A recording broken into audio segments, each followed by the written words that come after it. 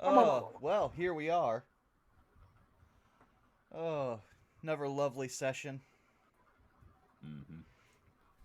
And this time we get to start mid-ass beating. Yeah. Time for you to get around and whoop your ass. I mean, it's been a while since we beat someone's ass so much they actually ran away from us. Yeah, True. Let alone manage to successfully escape. Apparently. I mean, we'll see. Yeah. Listen, I We're would have still on tried to go initiative. after him, but even I don't have that much movement with boosted skills. Well, Even I with- mean, he couldn't have gotten far considering Dan crippled him. It True. was a Misty Step also. He Misty stepped and then could move like if he's like any other creature with movement speed, he probably has like 30 movement speed. So he had 10 movement speed after the fact. Well, for me to catch him, I would need to have probably Expeditious Retreat cast on me, and then have a fly speed because Entangle is still down. And that's Yeah. after I would cast possibly Kinetic Jaunt on myself for another 10 feet. I mean, my plan is I'm going to fly out there as best I can and see where the hell he is, and then move the moonbeam right on top of him. So you're going to fly out through your own moonbeam. That is brave. Well, I think I moved it over to the side a little bit, He Yep. did. Yeah, you scooched it. Yep, so I the can get Entangle's through broken without door. hurting myself. Mm-hmm. Oof. Knew I forgot to open something. I mean, depending on when my spot in the turn is, I don't remember. I can drop Entangle, Mhm. since that doesn't serve a whole lot of purpose at the moment. I know True. I'm at the end. Yeah. I was gonna say it's a bonus action to drop Entangle. No, I think it's free to just drop spells. Hold on, Yeah. I'll double check.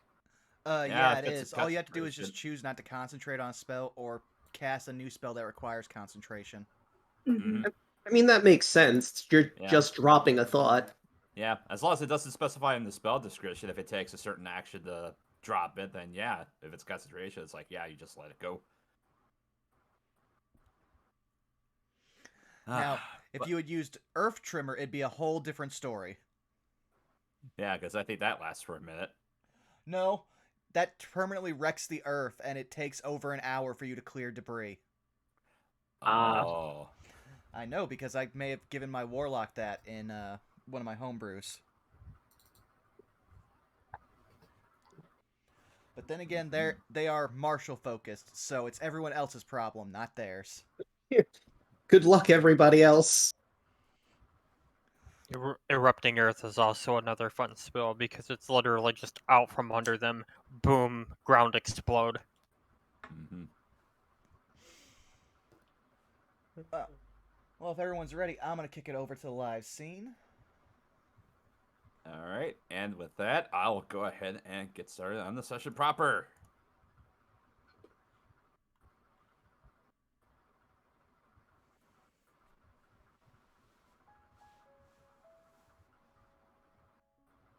All right, Welcome. yeah, I'm ready. Oh, so you go, All right. you go, you go. All right. Oh, no worries. No worries. Actually, let's do slightly different. You know what? This seems appropriate given everything that's going on. Welcome, one and all, to session 40 of Chult of Personality. When last we left the expeditionaries, Zeto, the half-elf sorcerer, Enoch, the human warlock, Tyrant Bane, the minotaur paladin, Elise, the wood elf ranger fighter, Dan, the half-elf witch, and Rue, the human druid monk. The party opened the sarcophagus of Nang Nang the Grung. Inside were some remains, a petrified egg, and an urn. Enoch's eldritch sight detected magic coming from the egg and the urn. Enoch broke into dance, however, as he went to pick up the urn, but managed to break free from its irresistible dance. Zeto then touched the egg and embraced the power of Nang Nang the Grung.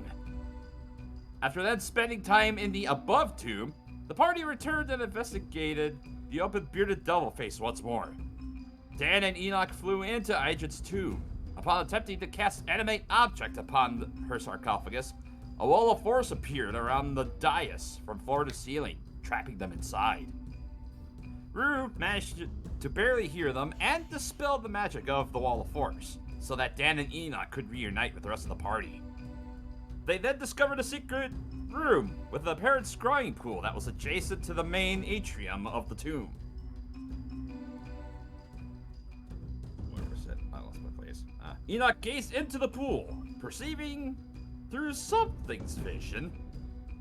It, however, turned out to be a tomb guardian, which was summoned through the pool and attacked the party, though it was handedly beaten as it was cleaved in twain by Tyrant Bane's smite, the Flame Tongue. The expeditionaries then attempted a long rest inside the tomb of Papa Zottle, but it was cut noticeably short by the incursion of tomb dwarves with zombies in tow for the door. Also among them was the custodian, the parent in charge of the design of the traps inside the Tomb of the Nine Gods, Withers. He humored the party with some information of the Black Day, the apparent whereabouts of the Soul Sisters, one of which was the target of Dan's investigation, and about his new life in a death, due to inadvertently winning Acererak's favor with the design of his traps inside the tomb, so that he could also learn as much as he can with his new undead life. The pleasantries were cut short as combat broke via Moonbeam, and Withers has seemingly disappeared from our hero's sight. Where did he go? Will the expeditionaries enact their first step of vengeance of Wick? Let's find out as we continue initiative in tonight's episode of Chult of Personality. Well, now you brought up Wick, so we gotta smash him into the floor. You I mean, indirectly yeah. killed my boy. I mean, he we- did make the trap. Yep. I'd say that's we pretty missed- direct. We missed the pumpkin boy. It's true. He's not just a pumpkin boy, he was a pumpkin king. Mm. So I can't believe it's already been 40 sessions. Yep. I know. Oh right? yeah, no, I gotta put That on, is Right. crazy. I gotta put on my A game now. Like it's an August campaign now. I'm like, oh, okay, can't fuck it up now. Can't do that. Yeah, Rabbit, how's it feel to be a main character? Well, I did. What? Oh. We're giving you. It's true. I've been boss code. Okay. You have. For a while, I want to say it was after like 12 sessions, I was just like, okay, at this point I'm removing the guest from the YouTube info. It's me now. Alright, so let's go ahead and continue initiative and start off with Yuki. What will she do? Well, the only thing she really can do is try to go through the entangle as best she can. Alright. Let's see. How many feet of movement does she have? Is it? Yeah, 30. Okay. So she can only move 15, right? Because of the difficult terrain? As of right now, yeah. Alright, then she's gonna scoot right on up with Tyrant Bane then. Alright. Looking around for where Withers might have gotten off to from her very short range. Alright. If you want, roll a perception check for Yuki. She's pretty good at that. 16. You hear a voice in your head, Dad. The side door where the pool was is closed. Interesting. It seems Withers is run off to where the pool was.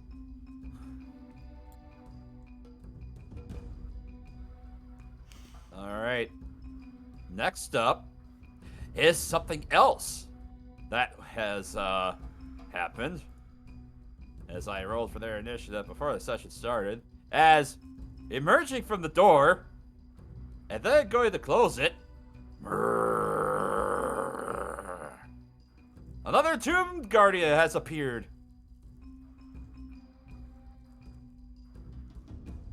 And that is all it's going to do for its turn. It's now to Rue. The gumdrops. This could be funny. I just need to read this real quick.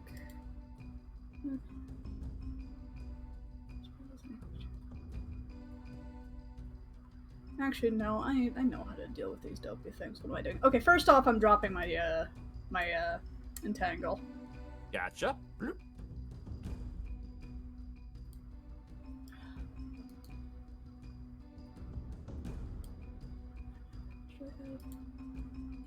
Okay, good. I have a lot of speed.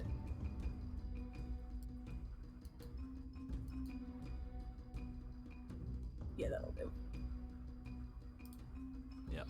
Shoot. Yeah. So as you make your way out to the hallway, gotcha, I'm just gonna go ahead and start deleting the bodies of those Works. two there. Works for me. And there's this poor dumb fool. Yep. We're gonna do a heat metal. All right.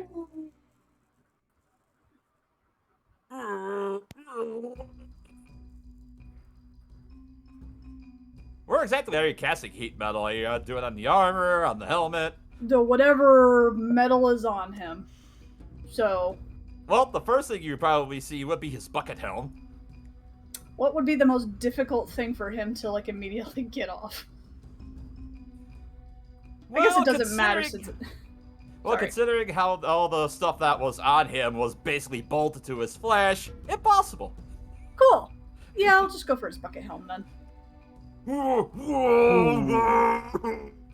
He starts grabbing at his helmet and vein. I'm just imagining that. Mm-hmm. I feel bad for this guy, only just. Alright. Anything else for your turn then, Rue? There's this person is behind me is alive, right? Yep. How are they looking? Pretty banged up. Alright.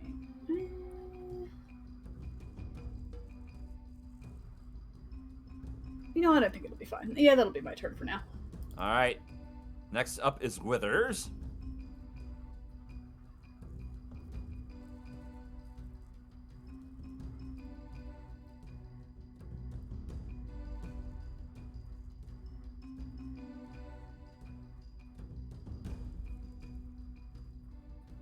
As that all that other stuff happens, next up will be Orvex. Let's see, 5, 10, 15, 20. He's gonna lead over here. He sees that zombie, or this two dwarf that's in front of you, Rue, and he's going to shoot. But miss. And he's going to take his bonus action to reload his crossbow. Next up is Enoch. Alright, if I get... Oh, forgot. If I get over to here, can I see the Tomb Guardian? Let's see, from there... You just cannot see him from where you're standing. Oh, darn. Okay, could I see the steps, or at least the slope of the steps? You could see the steps going down from... Well, you can see the start of it from there. Look, it's slightly down. As you look down the steps, you don't see anybody on them currently. Okay, well then, Enoch is going to pull a page out of Withers' book and boop, as he misty steps himself. Alright. And he's just going to immediately, since he's already got his sword out, we're going to Booming Blade, so... Alright. 16. That misses as it just clanks off of his arms as you see him just grasping for his helmet as you see steam rising off of it. Alright. Well then, at that point, yeah, I'll end my turn because I used up all my movement. Alright. Next up is the Tomb Dwarf's turn. We're going to start by making the wisdom save. Or no, the con save for the one in Dan's Moonbeam. See how much damage he's taking. He 31. fails, so 31 he erupts. He erupts in holy fire. As he dies. Then we've got the other dwarf, who's going to move up towards you, Rue. brandishing his battle axe, he's gonna take 2 swings at you. Alrighty. Actually, double check that. Crap. Should have had their sheets up.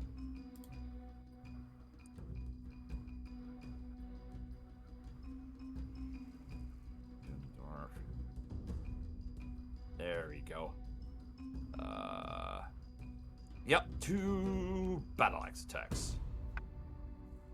That's cocked. That's a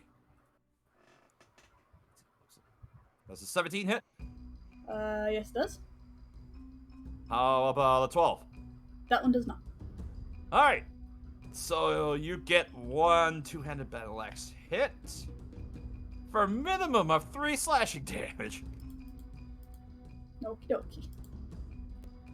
And that concludes the Tomb Dwarf's turn, which will then bring us to And, Kawasha. Need to roll concentration.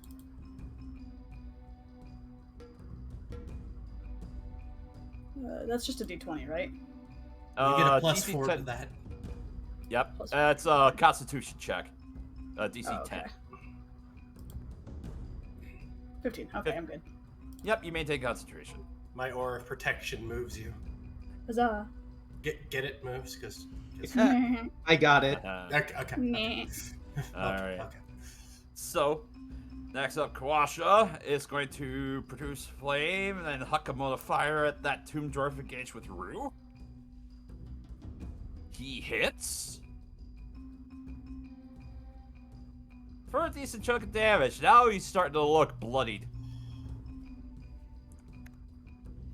Alright, now that brings us to Zeno. Alright, simply put, Zeno's gonna go right here, right next to Rue, see this guy, and shock and grasp him. Alright. And because that is level 1, let's do due diligence. We're starting with an 11. For Shocking Grasp, you don't need to worry about Wild Magic because it's a cantrip. I thought it was level 1, so I can't. I thought. Oh well. A Shocking Grasp was cantrip. Yep, so you're fine. So go ahead and roll the touch. Boom. That's a 19. That hits. Roll damage. And a boom. That's a 4. Alright, 4 points of lightning damage as...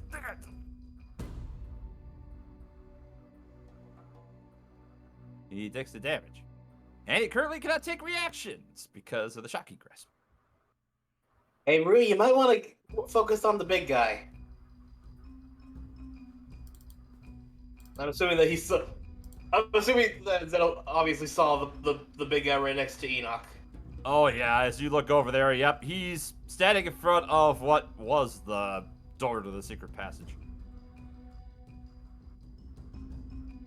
Anything Wait, did else? you say what to?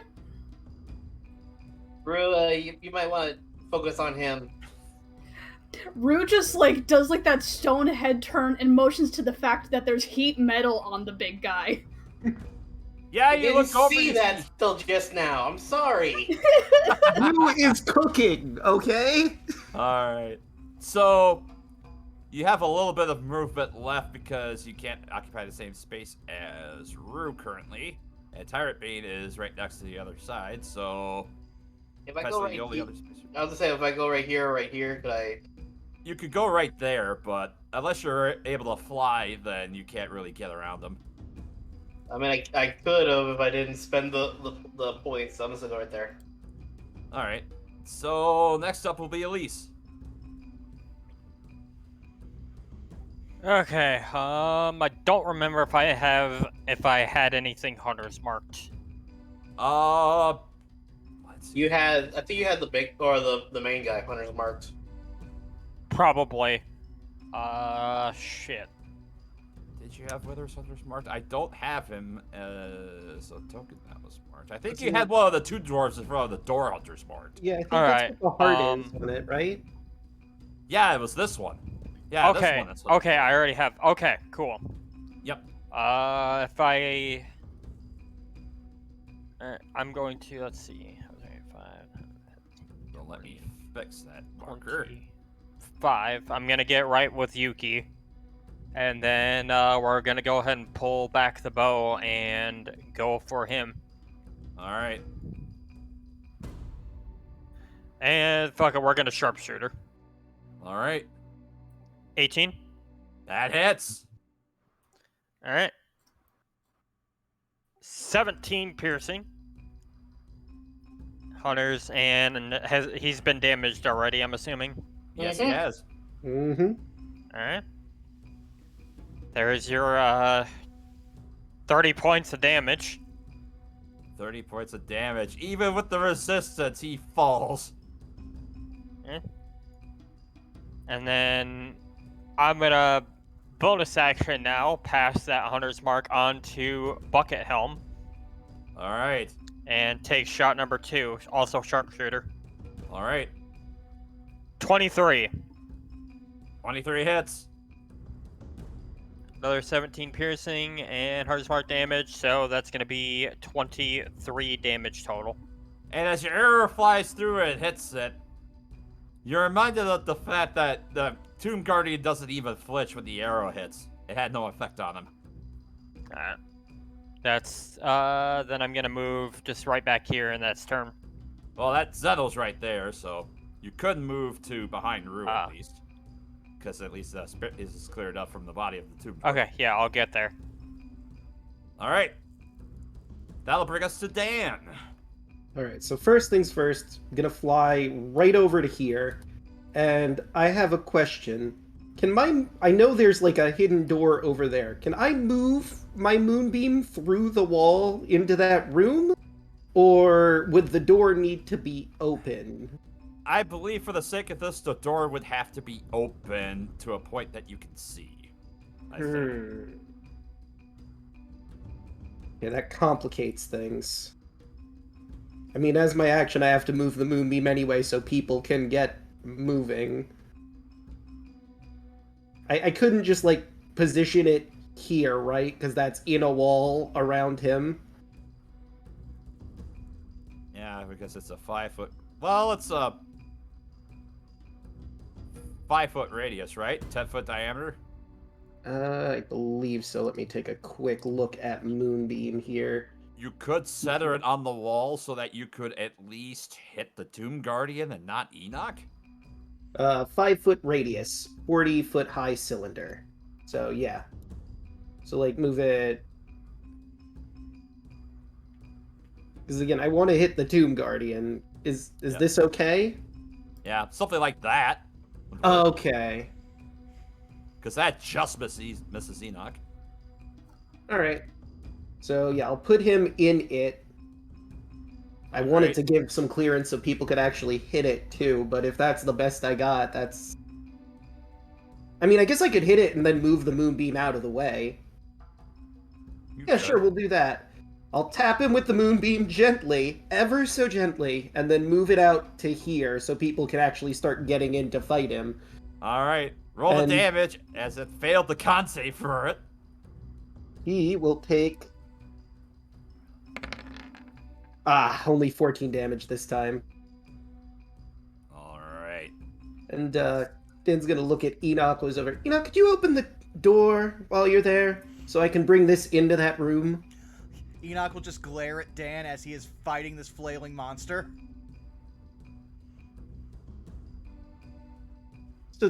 Just a thought. Alright. And I assume that concludes your turn, Dan? Do I want to do a... No, I'll save my bonus action. That'll be it. Alright. Tyrant Bane. The path to your next opponent is before you. What do you do? I will free action gently move Yuki out behind me with a hoof. And then I will go ahead and bellow and charge into this creature with the sword. Alright. Yuki, look, I'm being moved. Let me see here, because the charge lets me make a bonus attack with my horn. So let's go ahead and do those first. Oh, that's a crit! Oh. Natural crit. And that's 14. Yeah, it's a crit. We're smiting that. Alright. Okay. So we're gonna use our last second level spell to smite. So that's 5d8 multiplied to 10. Well, it'll be max damage plus the 5d8. So. Oh, 10d8. Smite time. Smite time with a crit. Yep. Oh. So. I love this. I may never play another class. This class is great. All right. Every time I've played a paladin, this one and Vaughn's, it's been fucking perfect. All right. So for your smite damage, that'll be 5d8 plus 40 because that's what the crit's gonna be. So. Jesus Christ. All right. So let's roll our 5d8, baby. That's an additional 25. So 65 damage for those watching at home. 65 radiant. 65 plus 16 because it also makes your weapon damage radiant. So. Oh yes. So Tyrant Bane, how do you one-shot this thing? A massive bellow and then charge. While I'm charging, a golden aura of a flail snail envelops around me as. Now what I thought about it, I don't know how flails. It just crushes it. It just crushes the crap out of it. Like. Just imagine the appendages out of a snail just flailing madly at it. That's. No, I got it. Even better. He just JoJo'd it, where the snail just comes out of his body and just smashes the thing. Yeah. Yeah, smash with the gore, 4 flails pop out of my back and just start orating the thing to death. Mm-hmm. I approve. Can I flavor that? Can the orating of Ankh go ahead and smash open the wall? I'll allow it as part of a free action for flavor to open the door. Free action. Okay. All right. Now imagining the fact, I'm now imagining Tyrant Bane all sorts of pissed off, going through this guy, killing him. All of a sudden his expression changes. He opens the door. Here you go. Hi, buddy. So, as you make your way to the door and you open it, you actually see. You look beyond. There was actually another secret door that was in that room, as that door is currently open. And let me describe what's in that other room.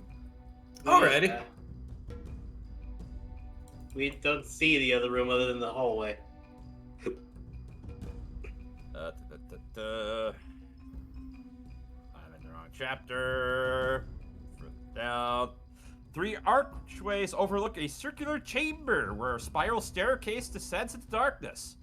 The staircase walls are lined with unlit torches and iron sconces and set with niches containing moldering humanoids, skulls and bones.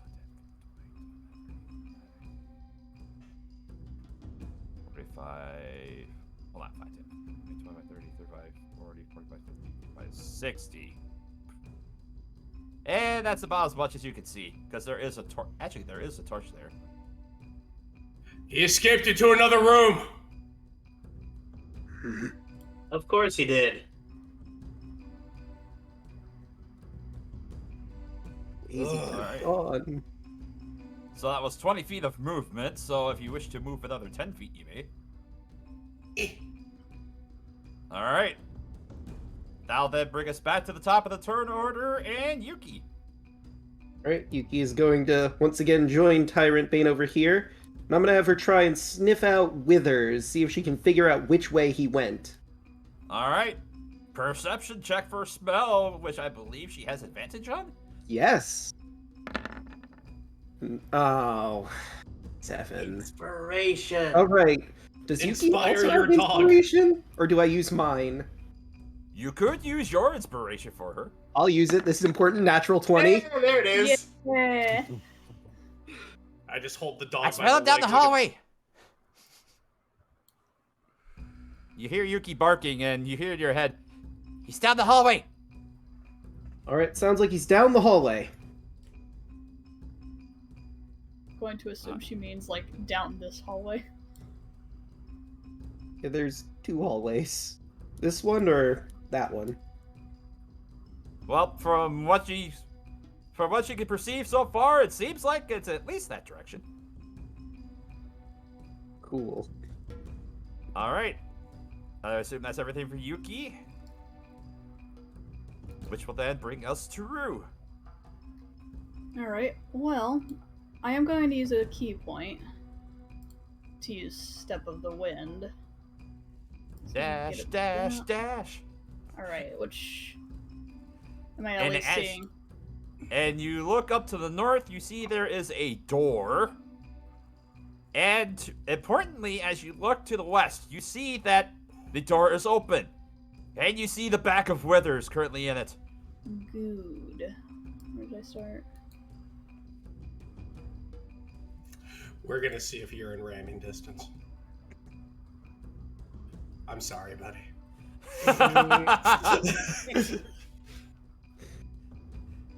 Yeah, let me describe that room for you then. Candles dimly illuminate a cluttered office. A skeletal songbird rasps at you from a filthy cage in one corner.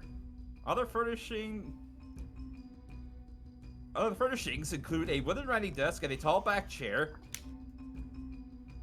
Anatomical drawings sketched in charcoal hang on the wall behind the desk. And standing there, you do see, again, the back of Withers. And importantly, as you see skittering on the floor, you see more of those severed hands. Oh, goody goody gumdrops.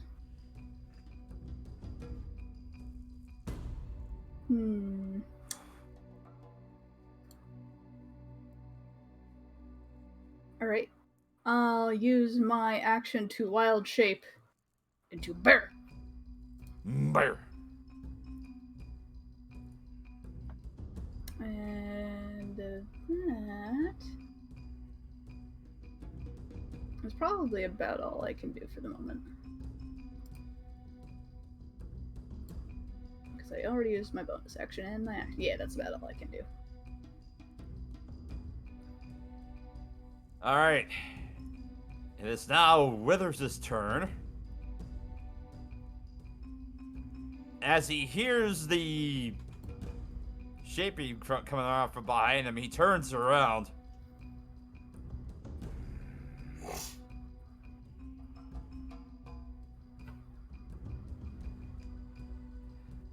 Well, let's see if he can try this.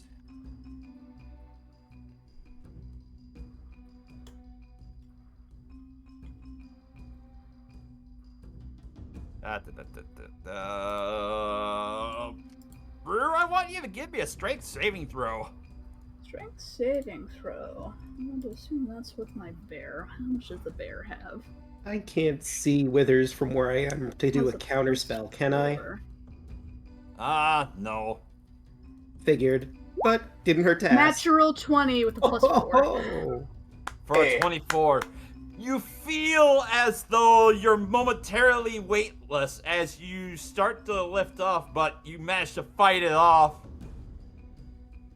Oh. As, yeah, he failed to cast the one spell in order to keep you at bay. He just kind of looks up, turns around as he attempted to do so, looks at you. If I am to fall here, my traps shall avenge me as well as my master.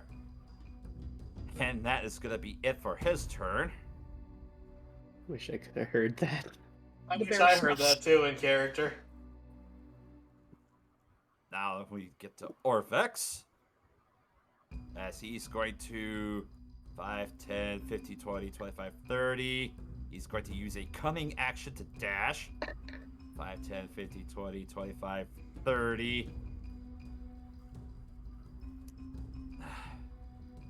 He gets to about there, and that's about all for his turn. Actually, that was his normal movement and a cunning action. Well, he'll use his movement to dash and get an eye or get a sight over there. And get... yeah, he'll stay behind Drew. which will then bring us to Enoch.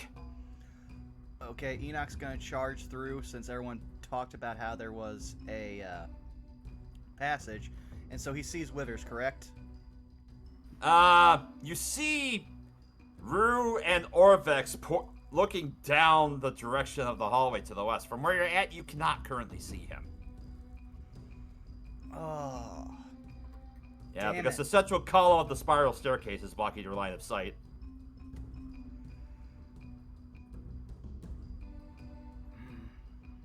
Well, that's basically all I can really do then.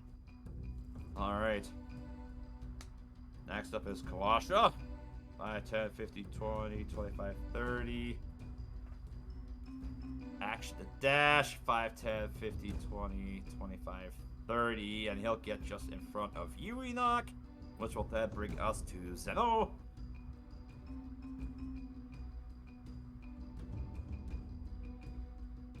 Alright, so you said that if we're like right here, we can't see inside the building or inside the room. Yeah, you can't see inside the room that he's currently at, but 5, 10, 50, 20, 25, 30. Yeah, you can see to the spiral staircase, but you can't see beyond it.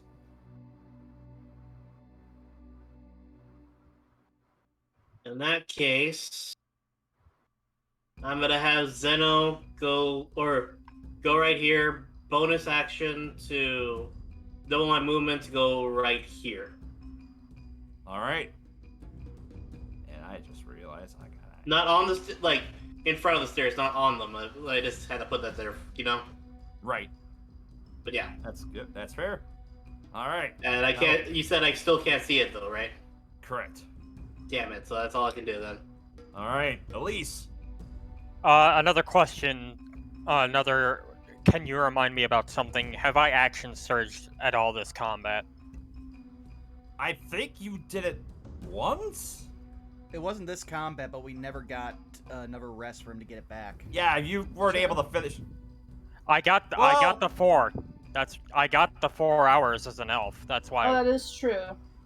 I'll say And it counts and you- as a short rest for the Yeah, purpose of I getting still back get your it back at a short rest regardless. That's why I was Mhm. asking. Okay, Yeah, cool. I'll say you have your action surges. All right. 35 feet. Actions. I'm gonna use my regular action to dash to get right Alright. here. Action Yep, surge. you see him. Alright. Bonus action. Move Hunter's Mark onto this boy. Alright, he is thoroughly marked. And I'm gonna sharpshooter. Alright. Inspiration. Alright. Natural 20. Yeah. Yeah, 20 party. And since this is going to hit, since I also got this back on my short rest quote unquote, I'm gonna pop an arcane shot and use bursting shot. Alright. So he's gonna take whatever max plus 5. Yeah. Well, max. Technically, max plus 8. Or max plus 6. And So then that'd he's be gonna 12 take- plus 2. Hun- Yeah. Colossus and Hunters are both doubled, correct? Yep. So, no one even need to worry about that. At least, how do you take him down? I heard him say even in death his traps will be avenged. I'm just gonna point the arrow like straight at his throat and just say, "Don't worry, we'll take care of those two." Fire, and as it hits his throat, it's going to explode, and everything within 10 feet of him, including him, is going to take 2d6 force damage, which is going to include the 5 hands within 10 feet of him. Alright, well, there's 3 of them within 10 feet. So, yeah. That one pops like a zit, that one pops like a zit, that one pops like a zit. These 2 back here are also within 10 feet of him. Pop, pop. As well as the one that was perched on his shoulder, too. Pop. So yeah, it would be a whole 10 force damage. Yep. as he falls over backwards, he tumbles over and almost hits his desk. So that was your first shot. Yeah, that was the first shot. Can I see the other hand from behind me from here? Perception check real quick. I still have movement, so either way I can just move up. Mm-hmm. I'll just move up right here. Alright. And as you hear that poppy go off, you hear from the cage that's up in the upper...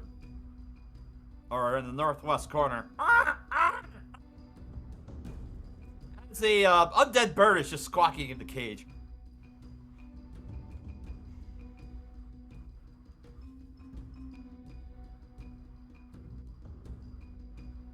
So, Elise? Hang on. Ah. Curse you, Data Slate! Alright, so, that free perception check. Wait a minute.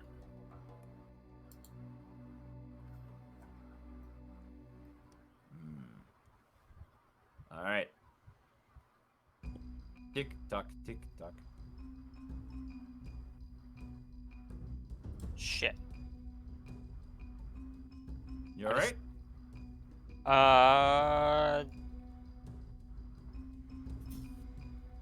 Just realized I did not use all of my movement there, or I overused movement.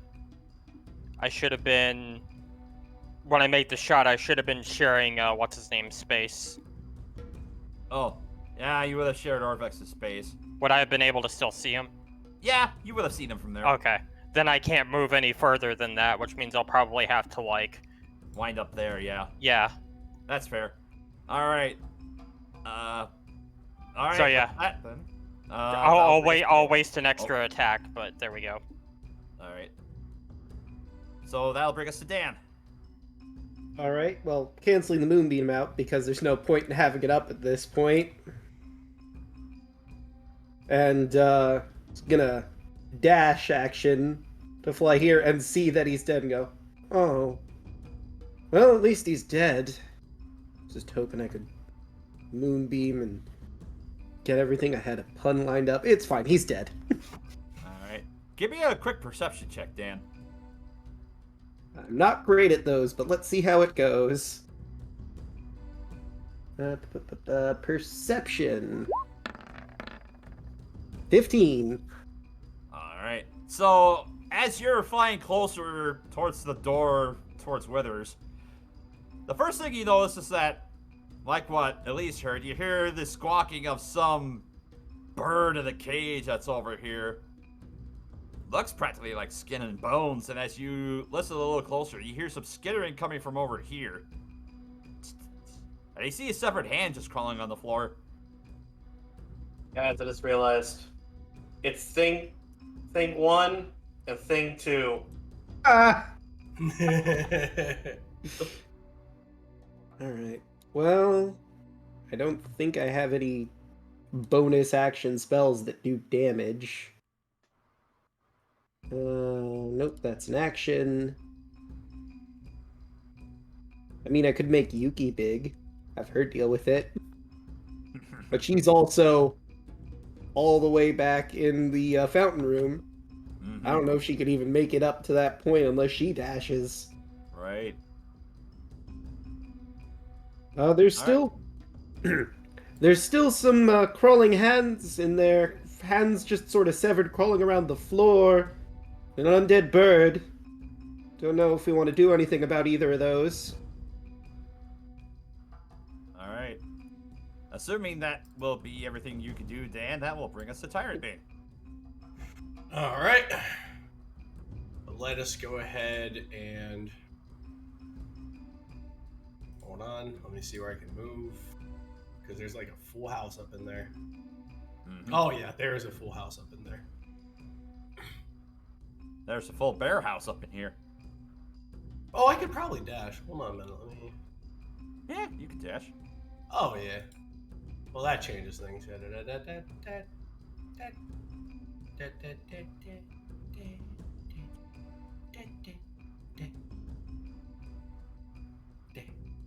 Cool. I will go up. I will go ahead and make myself known to the hands with my sword ablaze with the dash action. All right. Hep. All right. And that's my turn. All right. Next up is Yuki.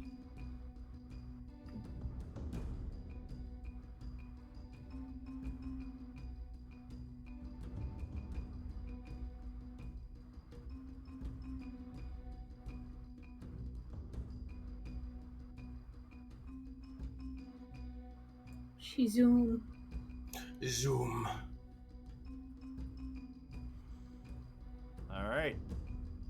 So there's a little zoom. That'll then bring us to Rue. What do you do? Alright, well, we got a bunch of little hands I guess we gotta take care of, so I'm just, yep. Whoop. Smush. All right. Roll to attack the hand. Alright, let's see. Use my multi attack. This is gonna be with its claws, and it's gonna be a +6 to hit. So 18. Yep, that'll hit. So 2d6 plus 4. So that's going to be 16. Yeah, with one slash, you completely... You basically almost deglove this hand as you just rake your claw across it and it just collapses on the floor dead. Alright, and then one step over to complete my movement, and then we're gonna bite this one. Alright. And that's gonna be also 2 8. Hold on. What's the AC of a crawling claw?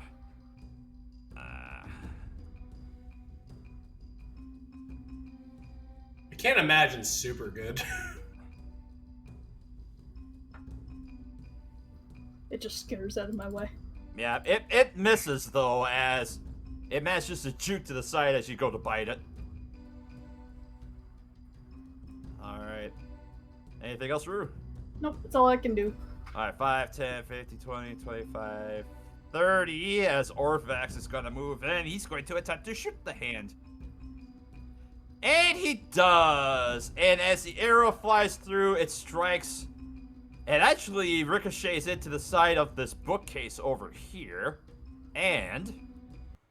that will take us out of initiative for now.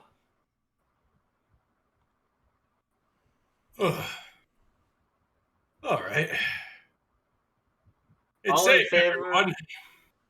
All in favor of using that room that the others are in as a safe place while we rest? That sounds like a good idea. Yeah, I mean, there's here. this is the undead bird over there. We'll have to figure out what that's about, but this is a pretty decent room to settle down in for a bit. It looks like an undead parrot. It's just... the colors are very muted and faded, like with reds and greens and blues, and it just... constantly cawing. Speak with animals would work, right? It's undead, but It is would an have animal. worked before, the darkness. Yeah. The bear looks sad, but she'll look over to Kawasha and just make like like the Gabby motion with her paw. Like a motion to kill it, or what? No, like the talking motion with her Yeah, paw. like a hand okay. puppet. Like, bop, bop, bop, bop. I mean, I could give that a shot too. I can also talk to animals. Dan pulls out a phrase book. Let me just get the parrot to English dictionary here. Guys, we're in love. The parrot's voiced by Gilbert Godfrey. The Encyclopedia Britannica. Alright. Let's see. So... I'll ritually cast Speak with Animals to do that. Alright. Let me just see here.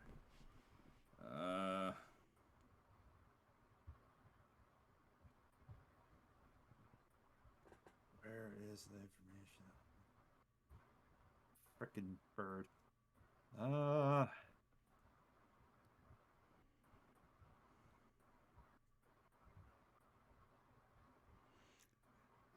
I'm gonna laugh. This bird speaks fluent common and is just fucking with us. Alright. So, for the sake of this, I'll say you do match the cast. Speak with animals. As you look around and say, people, people, many people. Why many people? Hello. We're adventurers. Come to stop the master of this tomb. I personally am trying to get revenge. Killed your former... You looks over at Withers. Master, I guess. Would you like to be free? Freed from... He gestures at the bird. This? Want to just go about your business? What do you want? What is your name? What is name? I don't have name. I just sit here. He keep me in cage. I just want to be free. Do things. And we'll look Been at here it. a long time. And we'll look at it very, very sadly. Look to the others. He just wants to be free. Rue also looks very sad. Does the cage look locked? It's a simple cage. There's a hook on it. There's no lock on it or anything. If no one has any objections, Dan's just gonna pop the hook off, open the cage. I don't know if you're going to be able to get out of this building, but at least you can be out of this cage and out of this room. Door, open. As it just kind of looks around, it's... All of you still hear it, squawking and cawing, and you just hear it go, door, open. Door open, and you just see it kind of shrink a little bit, scared. What do? Don't know. The bear's just going to very gently hold her paw out like she's beckoning for it to just hop onto it. Make an animal handling check. Animal handling as a bear. That's amazing. Actually. Dang it. I am a bear.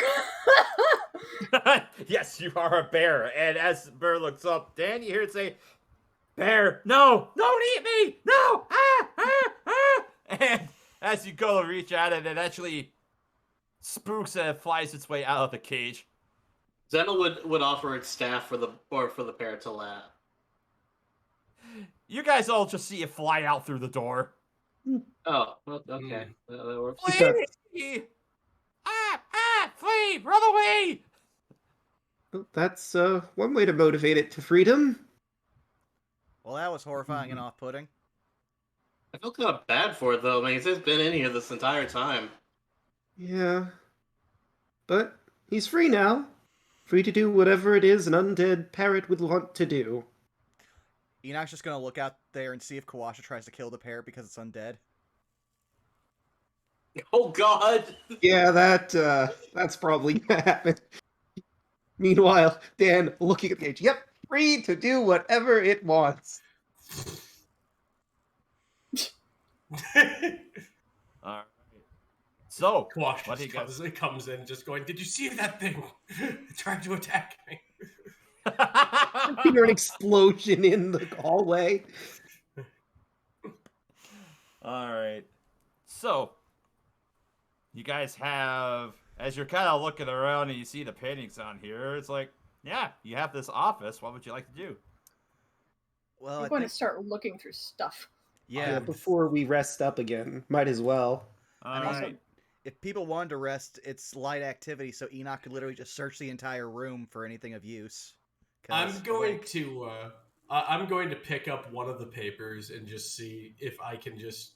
What is this? This isn't going to make sense to him. I know it's not, but... What were you looking at there, Tyrant Bane? I'm sorry. Just picking up a random sheet of paper off the desk and looking at it, All right. like none of this makes sense to me, does it? Like, it's just like, Let's what see. is this? Well, you do see there are 2 books that are currently open on top of the desk. I just realized this room is the exact same circumference or radius as Liamon's tiny hut. I can just tiny hut this entire room. Womp. Let's just make it so no one can get into this room except us. It just looks like the room looks exactly the same as it does. It's just that we're just invisible now. Veer just Someone opens. Veer disappears in the door arcane like riff, that. a mini fridge, and 1 K-cup machine. There you go. You just imagine like someone opens it up and it's like a door you shouldn't have been able to open in a video game. There's just a blank wall back there, endless void. Oh, yeah, yeah. The tomb guard's just like, oh no, I'm in the back rooms again. Not again. I'm in the place I'm not supposed to be yet. Let me go other way. If this was the Trapmaster, then thinking to what my tribe would do, we could glean a lot of insight here, figure out how the traps work. Maybe he has the solutions written down somewhere. I mean, I figured that. If you guys want to rest, I mean, I don't sleep, so I can spend 8 hours just turning this room upside down. I'd start with those books on the desk right there. I mean, under Enoch the bed. gestures to the room. It's not very big. I'm pretty sure I can get through most of this. If I don't know how much help I would be, but if you need an extra hand or to get something off the top shelf, I can help you. Enoch will just gesture to the few wounds we have. You guys just worry about resting. I basically didn't take any hit that entire time. Okay. I will All right. unbear if you're going to take the long rest. Hold on, I think we should move Withers out of here. Unless we want to keep him to, I don't know, set off traps or something. Would be hilariously ironic. I don't think he weighs enough. I would rather do something for him if I could. Sure, he was terrible, but he probably wasn't a time ago. I don't know. I think he said he got recruited by Acererak while he was still alive. I think he was just a bastard for eternity. Yeah, I'm inclined to agree. Oh, sorry. Even Let me go ahead and... Huzzah, I am unbear. Mhm. Even so, he was a part of this jungle at one point. I'll do what I can. And I will ritual cast ceremony before going to bed. All right, for your funeral rites. Gotcha.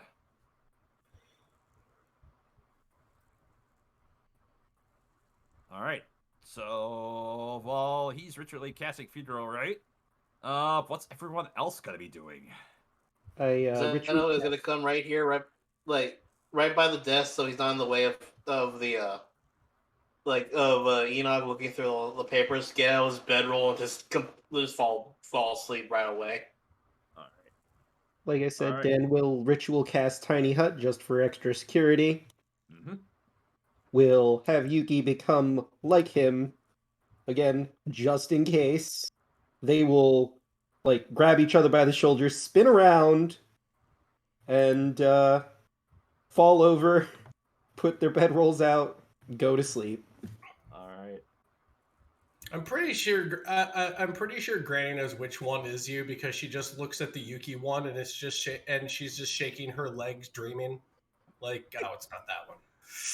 I mean, for all intents and purposes, the illusion looks identical, unless, you know... Yeah, but she takes a moment to look. sees a Dan going ahead and shaking her leg in a dream sleep, going, "Oh yes, I want the bones. Oh, belly rubs."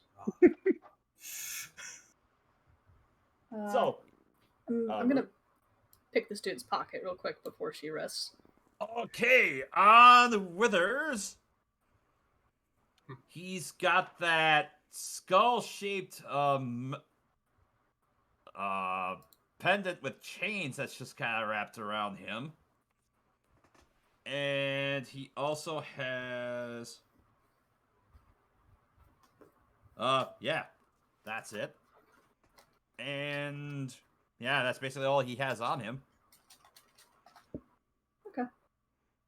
You want to know if that's Yeah, magic? It's a weird-looking amulet. Sure. As you're going to cast your Eldritch Sight... let's see. You detect... I guess it would be transmutation magic coming from the amulet that was off of Withers. On the desk, one of the books, gives off a... let's see. I believe that would be... that'd be conjuration magic? And you detect a... faint hit of enchantment magic coming from one of the drawers inside the desk. Alright, well, that one's got transmutation magic on it. You know, the one that makes you do stuff like you do. And there's some tchotchkes here on the desk I'm probably going to look over. So Enoch is just going to move over to the desk and first start looking at the books and rifling through stuff. Alright. You see, the non-magical book that's currently on his desk is a book. And as you're kind of looking it over,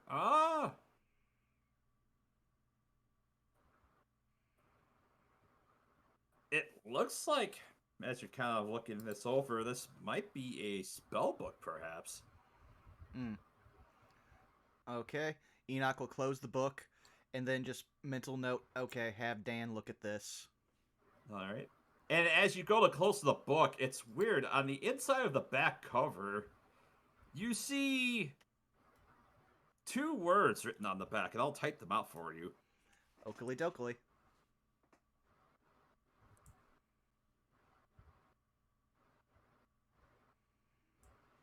Those are the 2 words you see on the inside cover of the book. Komara Blackfire. That sounds like a proper noun, so I'm guessing that's a name.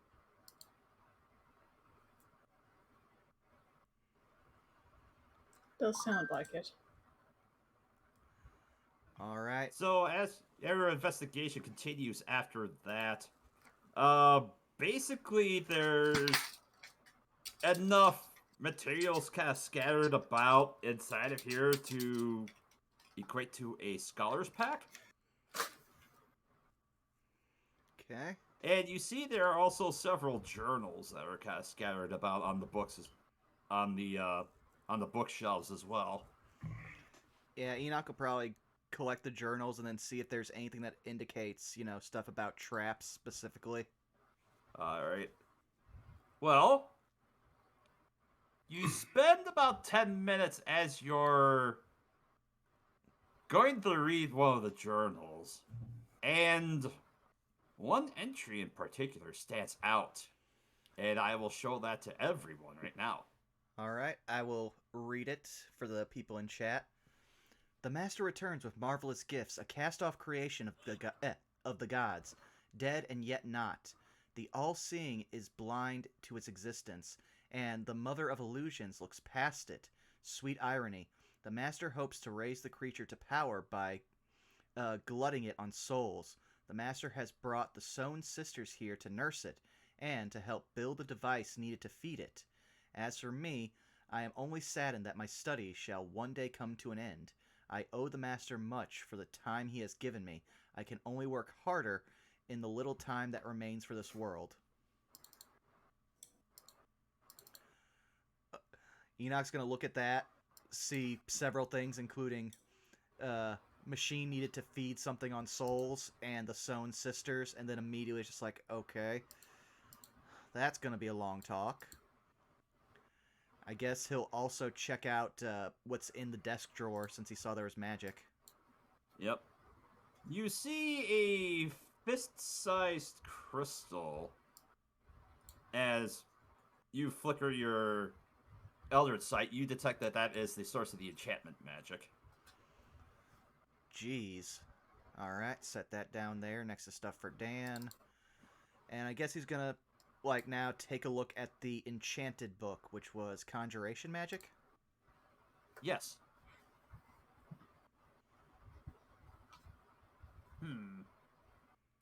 I'd say give me an intelligence check. Oh boy. Do. That's a saving throw, damn it. Okay, intelligence, here we are. Not much better. Wow, exactly the same, actually. 7. 7.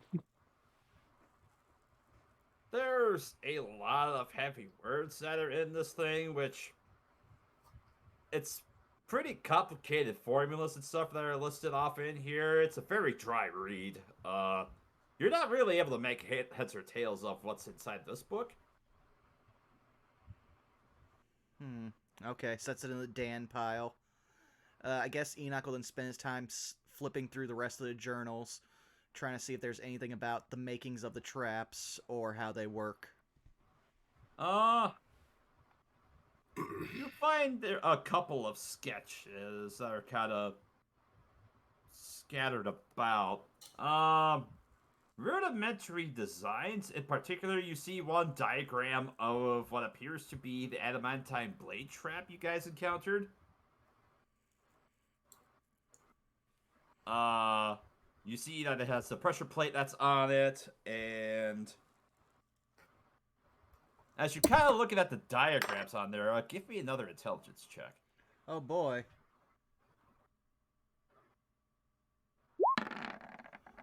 Oh. That Dude. sucks.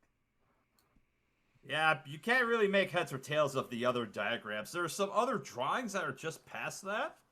Like on the outer sides of it, you're not exactly what those could mean. Well, Enoch will just take some of the free-floating paper that would consist of making the Scholar's Pack and just make some bookmarks and just add that for people to look at. So, hopefully, that can give advantage to somebody else who will look at later.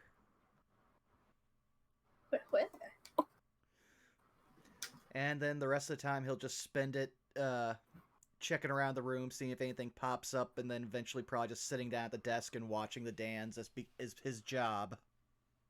Mm-hmm. Alright. Yeah, as your watch continues, nothing else happens, and you all gain the benefits of a long rest. Oh, huzzah. And now I get back the inspiration that I could have spent on any of those checks. Now I can get all my spell slots back. Perhaps I I'll am make back horse to size max. Alright. Dan, got a whole pile of shit for you. All right. Okay. And we'll identify all the magic things to start off.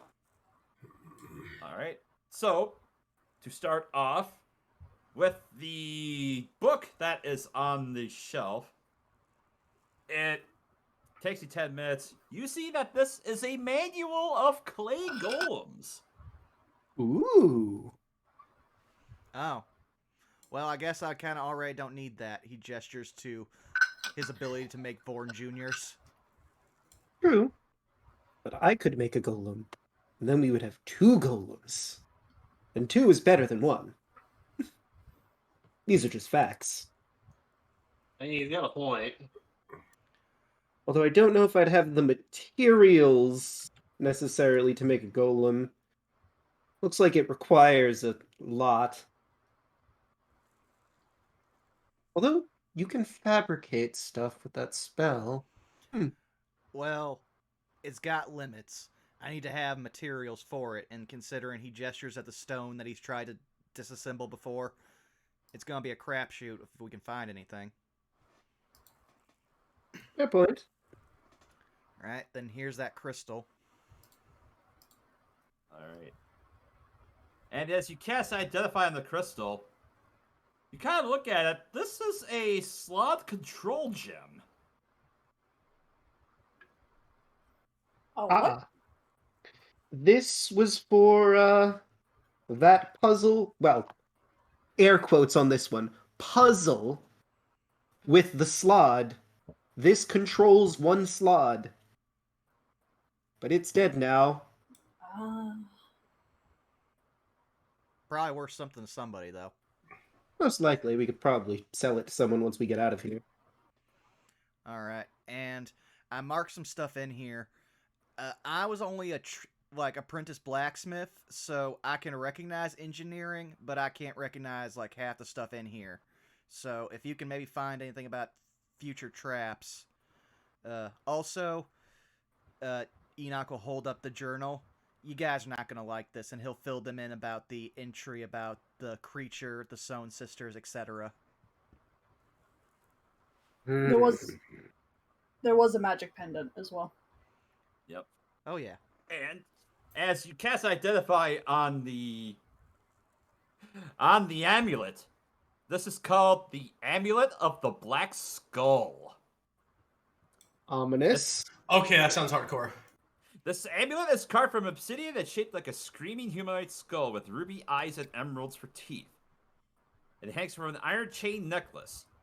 The amulet has 6 charges and gains 1d6 charges daily at dawn. While wearing the amulet, you can use an action to expend one of its charges to transport yourself and anything you're wearing to or carrying to a location within 100 feet of you. The destination you choose doesn't need to be in your line of sight, but it must be familiar to you, and it must be on the same plane of existence as you. This effect isn't subject to the magic restrictions based on the Tomb of the Nine Gods, thus the amulet can be used to enter next to the tomb. If you aren't undead, you must make a DC 60 Constitution saving throw each time you use the amulet to teleport. On a failed saving throw, the Black Skull cackles as you are transformed in transit. The transformation takes effect as soon as you arrive at the destination that is determined randomly by rolling percentile dice and consulting the Black Skull transformation table.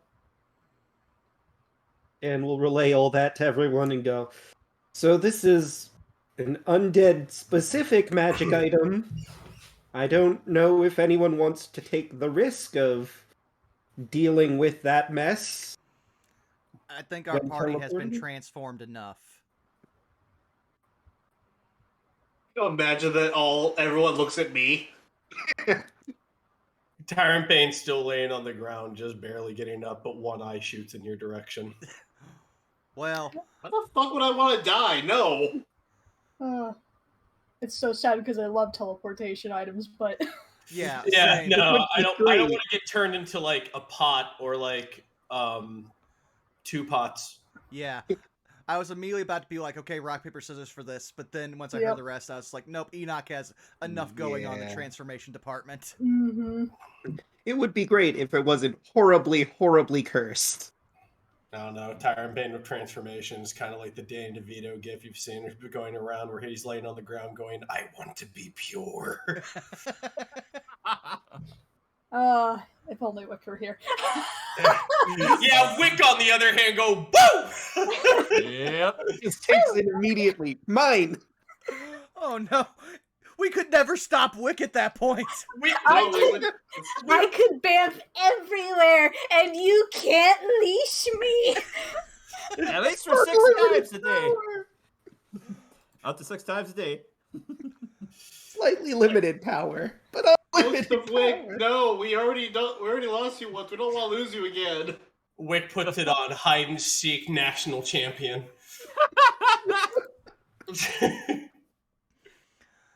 All right.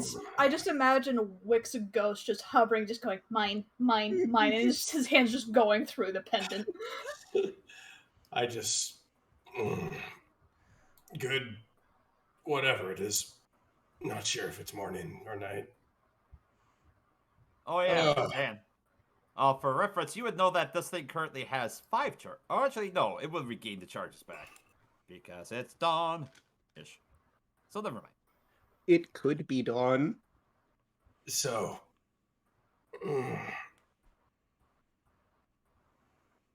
good day, I'll say. Well, we certainly know more than what we started with. Enoch will say, again, like, alluding to what he read out from the journal. So it sounds like the Soulmonger is a combination of a machine and some kind of creature that feeds on souls. I'm still not sure about machines themselves, but you might be able to help me with this. If it's malicious, it's in the same vein as a monster, right? I mean, go ahead. No, go ahead. Well, as far as I'm aware, nothing that eats souls is naturally good. Then a monster it is then. I can deal with that. Things like pressure plates and switches and blades and whatnot, that's... Machines are different to me. Yeah, I actually found a plan for that trap up, like, in this book, which is why he's handed to Dan. Maybe you can make heads or tails of the rest of it. I'm willing to take a crack at this. I woke up somewhere around hearing Stone Sisters, and dead and yet not sounds like something alluding to the Black Day. So that kind of got me waking up. Yeah. So, oops, sorry. Yeah. So if you need any more idea if this guy was a bastard in life, he was pretty excited about the Black Day, and Enoch will just nudge the corpse but not kick it. Doesn't have the energy for it. Still, though, a body's a body, and a body needs to return to the jungle. I'm not as skilled as the right as others in my tribe, but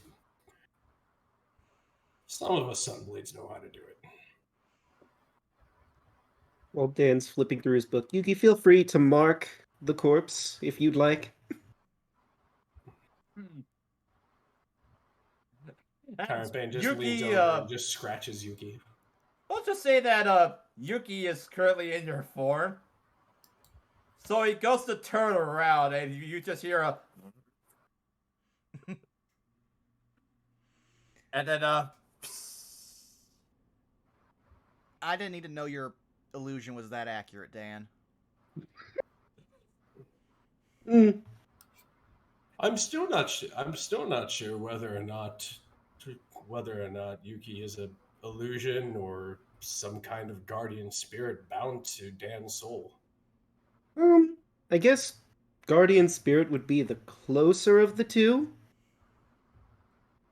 I can transform her appearance, but like at her core, she is a fey spirit taking the form of a Shiba Inu.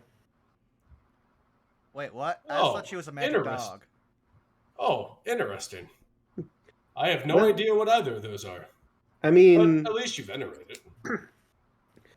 So she is my familiar.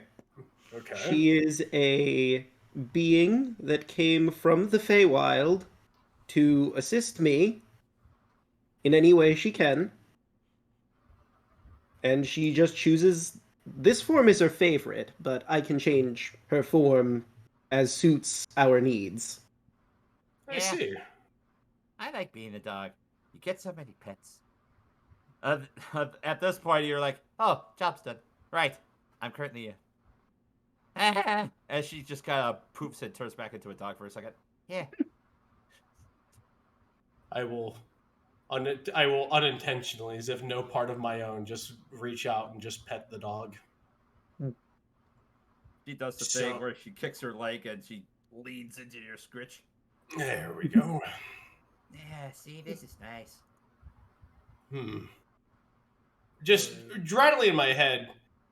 Hey, Milla, what is the extent of my tribe knowing fey creatures? Are we in the vein of just like, they are right? Or do we know things of just like, Cheldar went into the jungle and he came back wearing palm leaves. Don't ever mess with those. Wick was a fey bean. That's a very good question. Go ahead and roll them. I guess it would be a nature check. You know what? I know that Wick was a fake creature. Caitlin, Tyrant Bane's intelligence is an 8. He's stupid. That is fair. What do you want me to roll? As far as Tyrant Bane... I feel like he mentioned it though, so I don't remember though, so that's fair. As far as Tyrant Bane was concerned, Wick was just a walking vegetable. Yeah, he's like, yeah, that could exist in the jungle. Welcome aboard. I mean, veggie pygmies are a thing. Yeah. I'll say you've kind of heard some of your kinsmen have may have accidentally stumbled into other realms of existence for a short time. You may have heard of one such place called the Feywild, which is...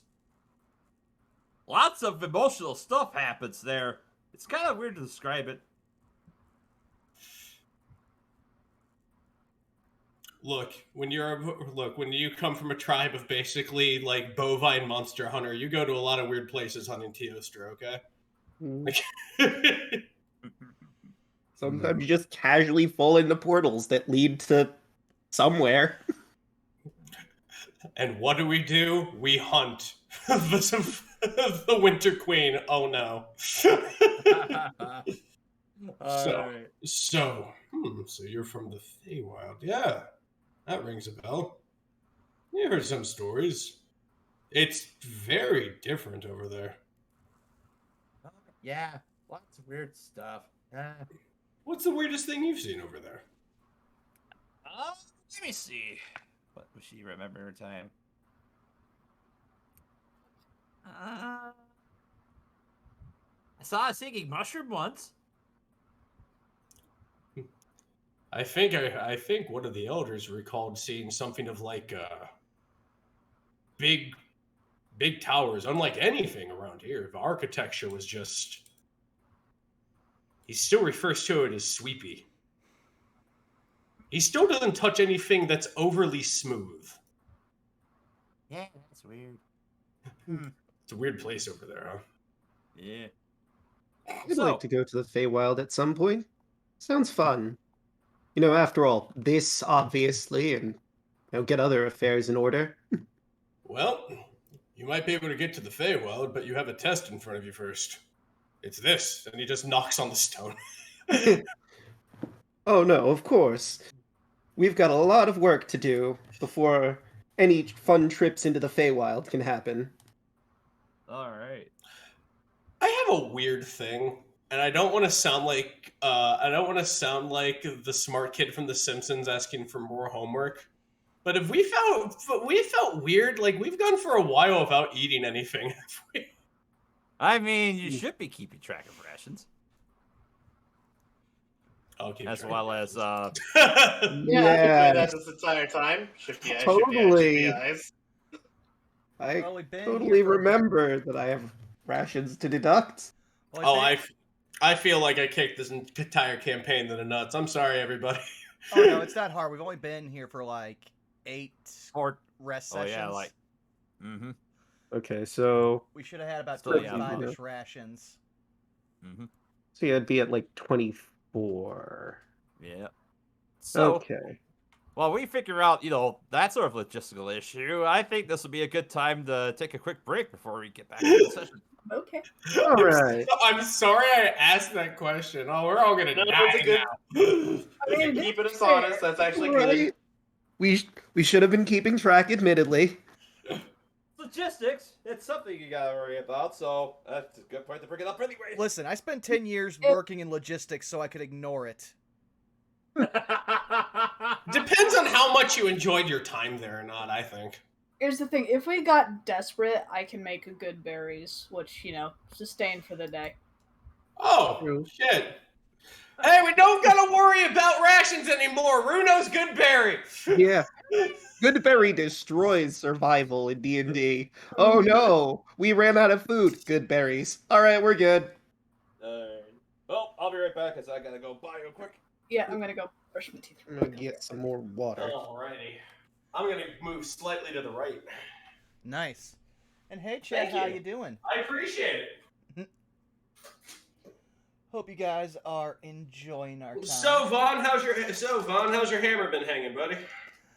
Pretty good, especially considering that's the main weapon that my character in our All Warlock miniseries is running. Oh, dude, that's sick. Okay. Yeah, no, that went really well. Me, Thero, Punk, and Acererak had a great first session, and our second session should be this Thursday. Oh, that's fun. Do you want to hear rabbit secrets? Yes. Okay, I'm writing a campaign. I can't wait. If you need someone with homebrew experience, trust me, my door's always open, my friend. Oh, absolutely. Actually, indeed, I want you to go ahead and scout out guns for my campaign. Sure, yeah. Because the rank and file of the Magic Kingdom, they basically use the equivalent of magical AR-15s. Ooh, that sounds awesome. Nice. I should also show you that I did just, along with the Warlock packs that we are testing in the mini-series that we're doing, I also filled out 6 more because I needed something to do in the time between actually getting all the stuff together for that campaign. So literally I do have 1 Warlock pack, which is just Pact of the Gun. Pact of the Gun. Yeah, for when you decide you don't need spells, you just need to make Eldritch Blast even more versatile and destructive. Oh, I just thought you played the Darkness 2 on Steam, and you're like, yeah, I could do something with this. I mean, that too. Actually, no, I need to recommend something for you. So, there's a comic series I love by a St. Louis native writer that I know will be right up your alley. It's called... Ooh, I love comics. Yeah, it's called The Six Gun. And it is The Six Gun. Ooh. Yeah, it's a completely occult and eldritch Western that takes place just after the Civil War. Ooh, mine. The notes of my campaign are a Magic Kingdom, a person who fled from it, who's said to be the doom of the world, and members of a fallen kingdom that fell very recently, 20 years ago. Oh, that sounds fun. Like, I would love to just have, if we find a time that works between our schedules, just to sit down and world build for that. Besides, but yeah, I can set some time aside and work on guns. Since you say you're going with AR-15 quality, I can work off that. Well, like carbine rifles, really. Just really cool, like steampunk spell guns. Okay, yeah. There's some existing stuff, and I need to check out Spelljammers whenever I can eventually get a copy of the book, which will be in the far-flung future, probably. The best part is there's actually a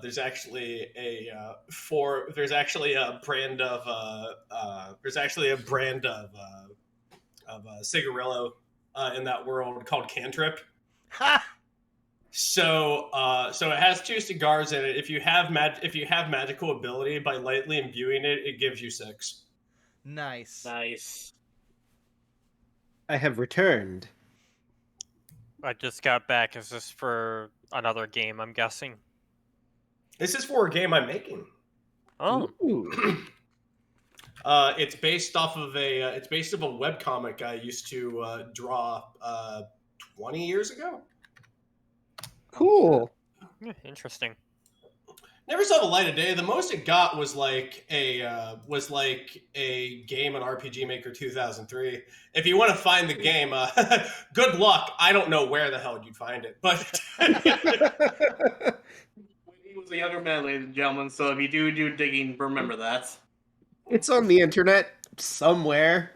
Listen, I've learned never to try to hide anything on the internet. People have found different things of mine that I've never told them existed. They just somehow found it from like me offhandedly mentioning something. This is off of like 6 different past screen names too. if somebody finds my old Homestuck voice acting, I'll change my name. I'll move to a new place. I'll change my name. But yeah, I remember the name of the RPG since I wrote and made and mapped it. It's called Blackstaff of Olan. It was pretty neat. It was most notable for recoding most of the base code in RPG Maker 2003 to be a tactical RPG instead of a turn-by-turn. Ooh. The fact you were able to do that with that one in particular is amazing. That wasn't me mostly. I did the mapping and the writing and stuff for it. One of my friends whose name was Lily, she was a fucking code savant.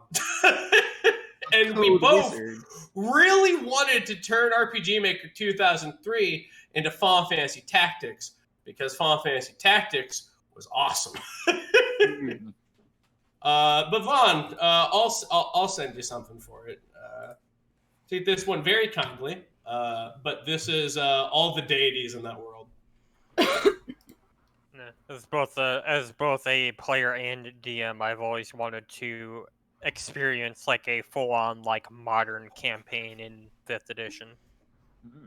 Magic Modern is one of my favorite tropes. It's not going to be modern. Well, I have to keep going anyway. Anyway, But yes. Let's get back to this. I'll tell you more about it after it if you want. yeah. Yeah. All right. If everybody's good to continue. Yep, I'm good to go. All right. So, also above game file, I DM Yeah, I something else just that saw it, emphatically so I goes can on it. I can read that off if you want me to. If you want to.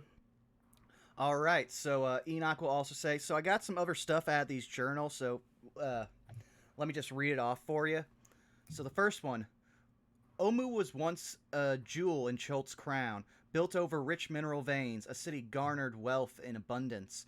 Omuan jewelry was coveted far and wide, and the city's merchants grew fat on commerce. To enter Omu, it was said, was to enter the gates of paradise itself. Such wealth brought greed. Omu's hunger for slaves made her rulers demand even greater tribute from their neighbors.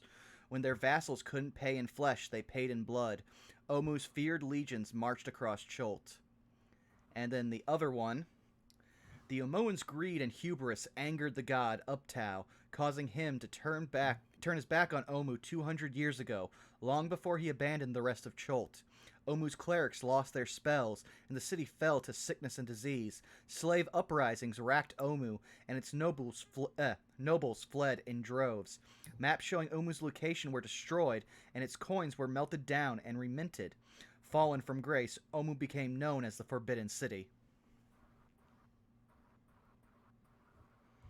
My, that's wow. So So slavery and greed was his downfall. If I Or had at to least guess, it's that's so. how the Sunblades came to power. Through the That old uprising. proverb. Power corrupts. Ultimate power corrupts absolutely. Absolute power corrupts absolutely. Or that could be what maybe happened before the trickster god showed up, perhaps. Horrifying kind of thinks about it.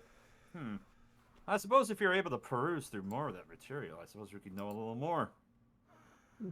I mean, yeah, I can look through it whenever we lay down to rest. There's a lot in here. This guy was very verbose. I'm learning. All right. So, where do you guys wish to go from here, then? Wasn't there like diagrams and stuff to sift through? Oh, yes, right. The intelligence. Diagrams. So I'll do just Yeah. intelligence checks. Yeah, intelligence check for me. Thank you for reminding me, Dan. And can he have advantage since I marked everything for him? Sure. That'd be 19. 19. As you're studying the diagrams on here, in particular for the adamantine blade trap, you notice that in particular there was it looked like there was from what you can judge based on where the fan was, there's a 90-degree gearbox, it looks like, where there's a shaft that comes up that turns that adamantine fan blade. But as you're looking down, you see there are other shafts that are making their way down, and you see an arrow pointing up that says power from the gears. So it seems like with the fan blade, there were gears that turn it. So potentially we could have crammed something up into those gears and stopped them from turning. Well, the way that the diagrams were more described, a lot of those turning mechanisms were very deep within that. It was all completely encased, so you couldn't easily access that from here. Based on the way you're looking at. So you'd have to approach it from another angle if you wanted to actually interact with that. Yeah. Okay. So retract the previous statement. Dan will explain everything he's uncovered from the diagrams. It seems as though if we could interact with that gearbox, we could make it so that it doesn't work. But considering the fact, I'm pretty sure we've gotten everything from that particular section of the tomb, kind of irrelevant right now. Does it look like the diagram for the gears and everything else goes anywhere else besides that? Based on that diagram you saw, I'll say this for you, Enoch. It doesn't. You don't think so, but as Dan was looking at it, you just see there's like a shaft that goes deep further down, and it's weird that as you look at the machinations, it's like you see the shafts that are buried deep within, and judging by the looks of it, it's like, well, it doesn't look like any normal person would be able to access that stuff. It would almost require, magical prowess and know-how to be able to do that. Well, that's kind of impossible to do, given that you know about some of the magical handicaps, as it were, within the tomb. Could I infer that he was potentially using his crawling hands to access some of this? Because they would be tiny enough to potentially go through the shafts, wouldn't they?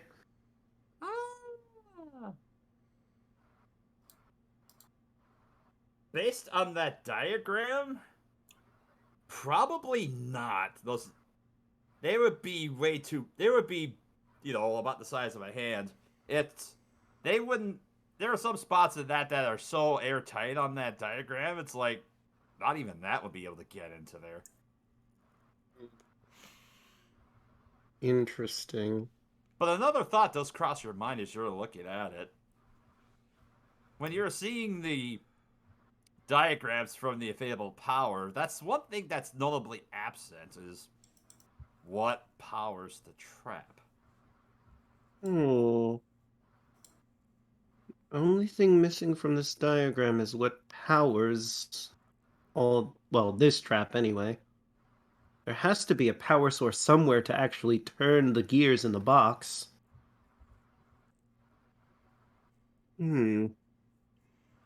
Well, I'm just... I mean, considering we're kind of behind the scenes right now, we can possibly find it. That's true. We could take another quick look around to see if there's any notes about a power source to any of the traps. Well, no, I meant the fact that we're in a bunch of secret passages. One of the paths led what looks like around behind these back walls, and there's still a staircase that leads further down. We know those dwarves were disappearing and whatnot, so we might be able to find a way just to turn off traps, because, I mean, they had to be able to get in and fix stuff without setting it back off. Oh, that is a good point. I mean, I know for just off the top of my head, there was the magnetic trap that there was a switch nearby that they turned off. So some of the mechanics are probably in these back rooms, but there might also be some that are actually on the floor, for lack of a better term, that we could hit or, turn or whatever needs to be done to disengage it.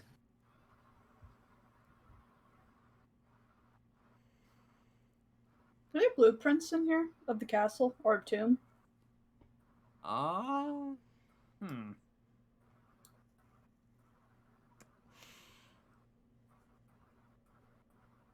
would have to say investigation check. Okay. Can I give her advantage because Ranger? Sure. Natural 20. Natural 20.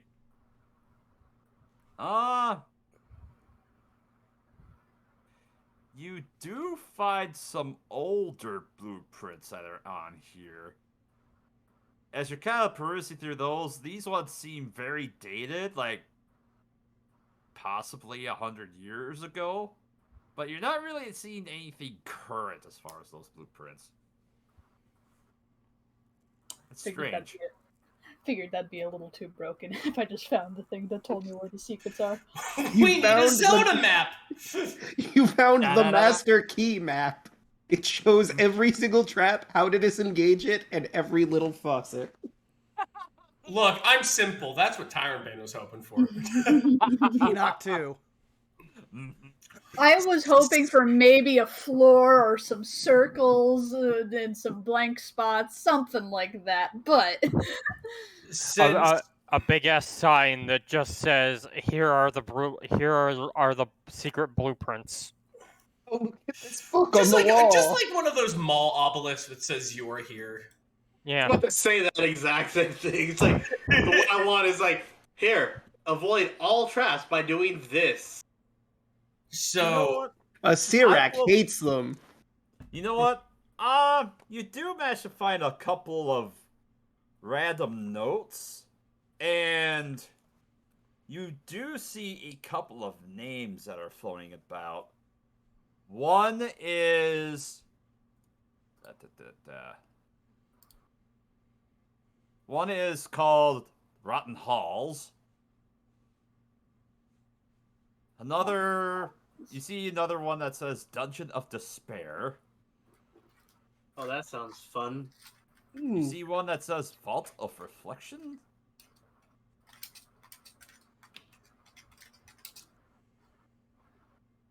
One that says Chamber of Horrors.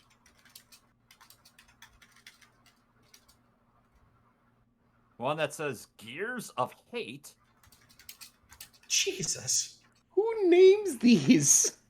I mean, Sociopaths. Sociopaths. That's who voices them, Draco. That's who names these. And in one thing with big underlines on it, Cradle of the Death God.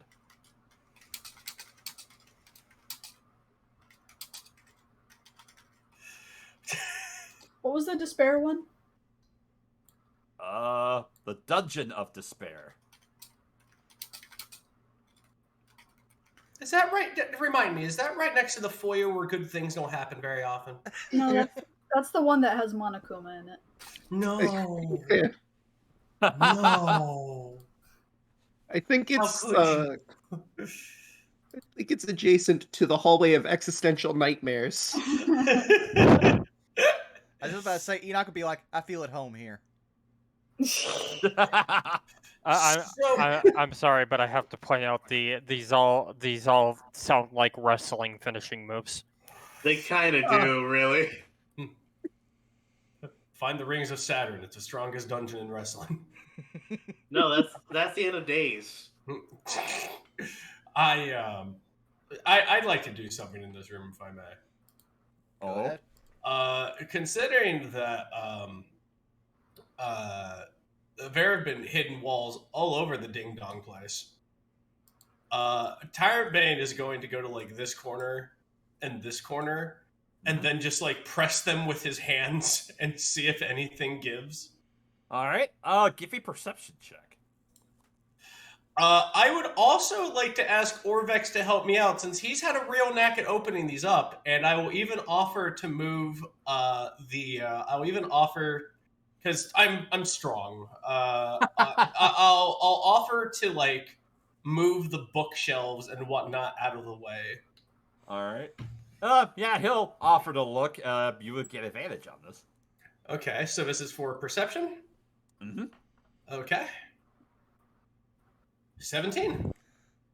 You don't notice any secret panels. Chose the wrong All one. these secret walls are making me paranoid.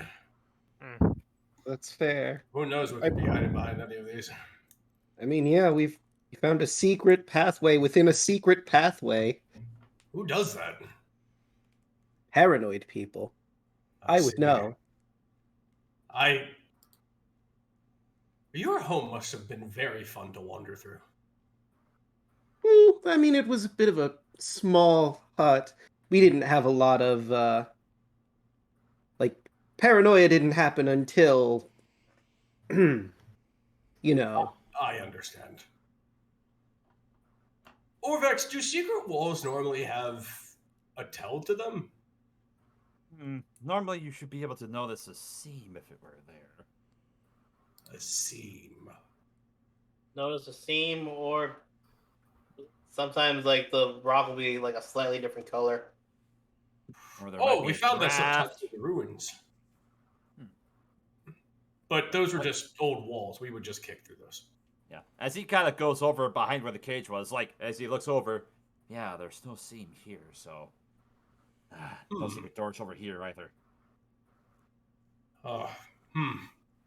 He'll set down the bookshelf he was holding. Well, don't lose heart. We still have a staircase to go down and another hallway. And I'm fully charged with Funk's blessing. And Obalaka is quiet today. It's been interesting. I've just been taking it easy. That was a lot of stress to go through. I'm sorry. Just in my mind, I'm sorry to put you through this, Obalaka. I know you were cautious, and I am somewhat trying. And Zeno, you gotta hear Nang Nang pop into your mind. And you, why didn't you go about grabbing the stuff off of that other person, huh? You were too slow. You need to be faster next time. Zeno in his mind will be like, "Look, buddy, I've been through a lot with these people, and I don't want them to hate me any more than they already probably do. So unless it's something good, I'm not gonna take it." Dan's gonna reflect. Moa, how are you holding up? You've been kind of quiet. How you doing? How you doing, buddy? I have been decent. Rather concerning about how the plot thickens, apparently. Indeed. Any idea about this death god thing, or is this completely new development? Truth be told, I was not informed about the death god. But if that was the reason why we were brought down here, then I suppose that's one more thing we may have to help you with. Appreciate your help. Everybody has all these people in their head. Meanwhile, he's just gonna look over to Quash and kind of put a hand on his shoulder and just say, "You've had a moment to take in all of this. We haven't really talked to you much. What are you thinking?" As much as I would like to reminisce, I think we should keep moving. I think we should explore the other door before we go down the staircase. I think that would be good tactically. Good idea. We're not sure what else they have around here. If there's an office here, they might have some other places here to work on too. Maybe we found the base. Maybe we found a small outpost of their administration here. Well, Right. only one way to find out. As Orphix kind of trudges up and puts a hand on your shoulder, Tyrant Bane. Let's go see what's behind that door. I agree. I will draw my sword and shield, and I will make my way toward this door. One last thing before we set off. Mill, you mentioned there was a book, Kamara Blackfire's name was on it. That was a spell book, yes? We didn't cover that. Could you just quickly I'm sorry. send me what's in the book? Sure. I can type that up for you at some point. A book of the deets. Yeah. At some point, I really need to sit down and write all of these spells that I want down. Because if I remember correctly, we did say we could, use plants to make the ink for them. I mean, at this point, Enoch could literally probably just fabricate it if we found enough plant matter. Another thing I was thinking about, there's a lot of books in that room that was Withers' office. We could probably just, use fabricate on the books to turn them into ink. Hadn't thought about that. I mean, if you want to waste 10 minutes, Enoch could literally just do that. It'll cost him a spell slot, though. And the other problem is to actually write down the spells is going to take hours. And we already took our rest, but, I mean, this is a place we could come back to rest again and try then. Yeah, this seems to be This is a safe spot. I like nice that idea. and fairly defensible, so... Alright. Alright, let's see. Alright, let's see what's behind door number 1. Alright. A brand new will- car! Sorry, I couldn't resist. Alright. So, as Tyrant Bane goes to open the door. Oh. Old wooden benches and shelves along the walls of this chamber are covered with gears, chains, trap components, and cages filled with rats. Let iron braziers hang by chains from the ceiling. Along the north wall, a step dais is set with a bulky contraption, an iron maiden of sorts, attached to a network of steaming pistons, tubes, and bubbling vats of blood. 5 masked dwarves operate the contraption.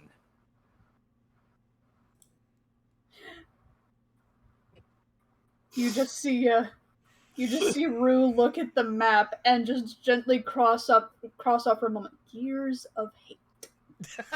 I'd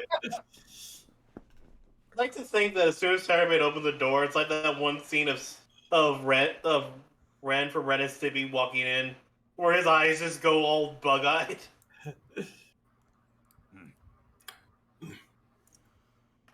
Clink, clink, tink, tink. Hmm. You see them just kind of tinkering away. They don't appear to have noticed you yet. That's actually impressive. That is impressive. It must be all the very noise that's keeping Tyrant them. Bane's just standing there in the let's go stance. And he just watches them work, and he just, like, looks to no one in particular, but to Obalaka going, I will take a step back for you. But it also depends on how forcefully Tyrant Bane opened the door. Like, Yeah, they rolled a natural 1 on their perception, okay? That's how they are. Okay. I'll give a gift for how he opened the door. Hold on. In a different universe, Tyrant Bane opens that door. They all look at him. He slowly closes the door. This is how Tyrant Bane opened the door.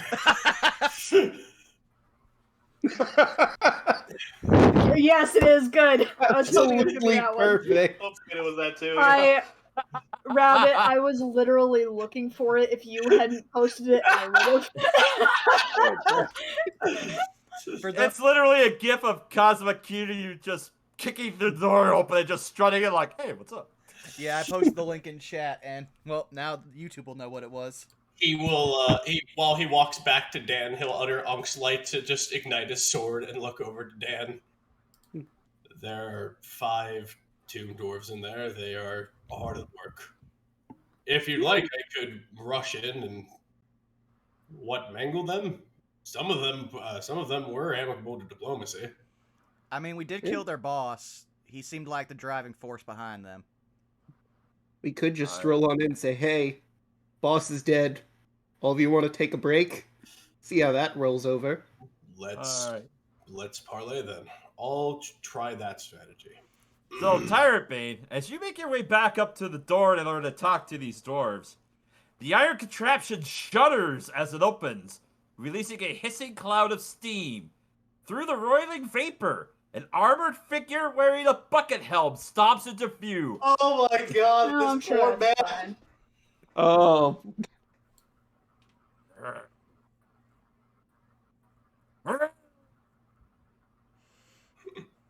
And I'm gonna ask everyone to roll initiative again. well, I greet you, my opponent. that was a fun thought while it lasted. We're Oh, we're boy. literally doing this, SpongeBob. How many times do we have to teach you this lesson, old man? Pretty much. Hi. Not only that, but it's also the fact of, hey, we have our tank versus a giant metal man. Again, it's that one scene in season 8 of Game of Thrones. I'm just our version. How many times do we have to teach you this lesson, old man?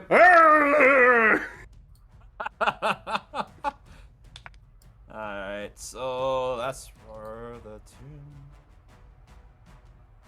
Actually, no, that's for the tomb drawer. They roll a 7.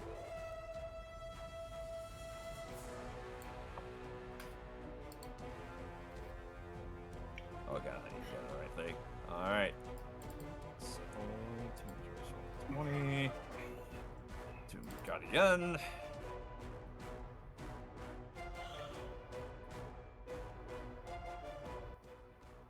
Turn that down slightly.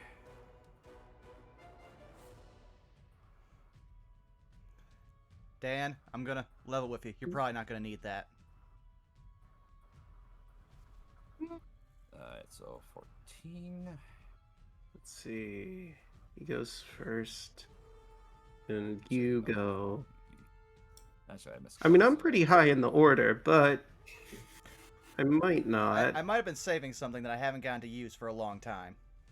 Oh, all right.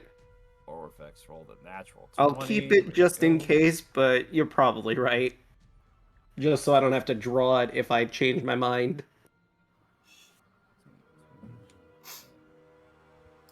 11. Orifex. Oh, Actually, whoops. 11 of Kawasha. And then 22 from Orifex. Alright. We can go ahead and... There we go. Descending. First up will be Orvex. As he's gonna 5, 10, 50, 20, 25, 30. Cunning action to dash behind Tyrant Bane. He sees the Tomb Dwarf to his left. And he's gonna shoot him with his crossbow. Huh, that's odd. That I don't actually see the turn hits. order. Where'd it go? Oh, way to go, dog! What the hell am I doing? Wait, There it is. There it is. Oh, there we go. there. Okay. I had to click it again, so my apologies. No worries. Alright, so that is 6 damage. Actually, no sneak attack, so just straight roll. Max damage, though. Not bad. Good job, Orcs.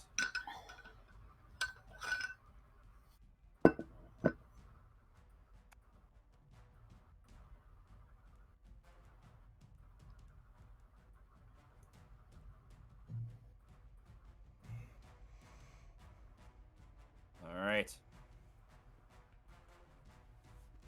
Next up is the Tomb Dwarves. As Orvex is also going to drop back. What the? What are you yelling at, big guy? We just... Oh. As they turn around and they see you in the door, Tyrant Bane. Get him! Oh, that's all I have for a reaction. Just Diplomacy has failed. Yep. They're grabbing their battle axes, and this one's actually gonna brandish his heavy crossbow and shoot you. All right. Alright, so you're gonna get 6 sets of battle axe attacks. All right. Your number to beat is 20. Let's see. That's 1 miss, 1 hit, 1 miss. Another miss. That one. And 21, you said? Or 22? My armor class is 20. 20. Alright, so 2 of them hit. Okay. Alright, so that was D10. Each of those. Let's see. So that will be... Oh, let's see. Why did it minimize it that much? Come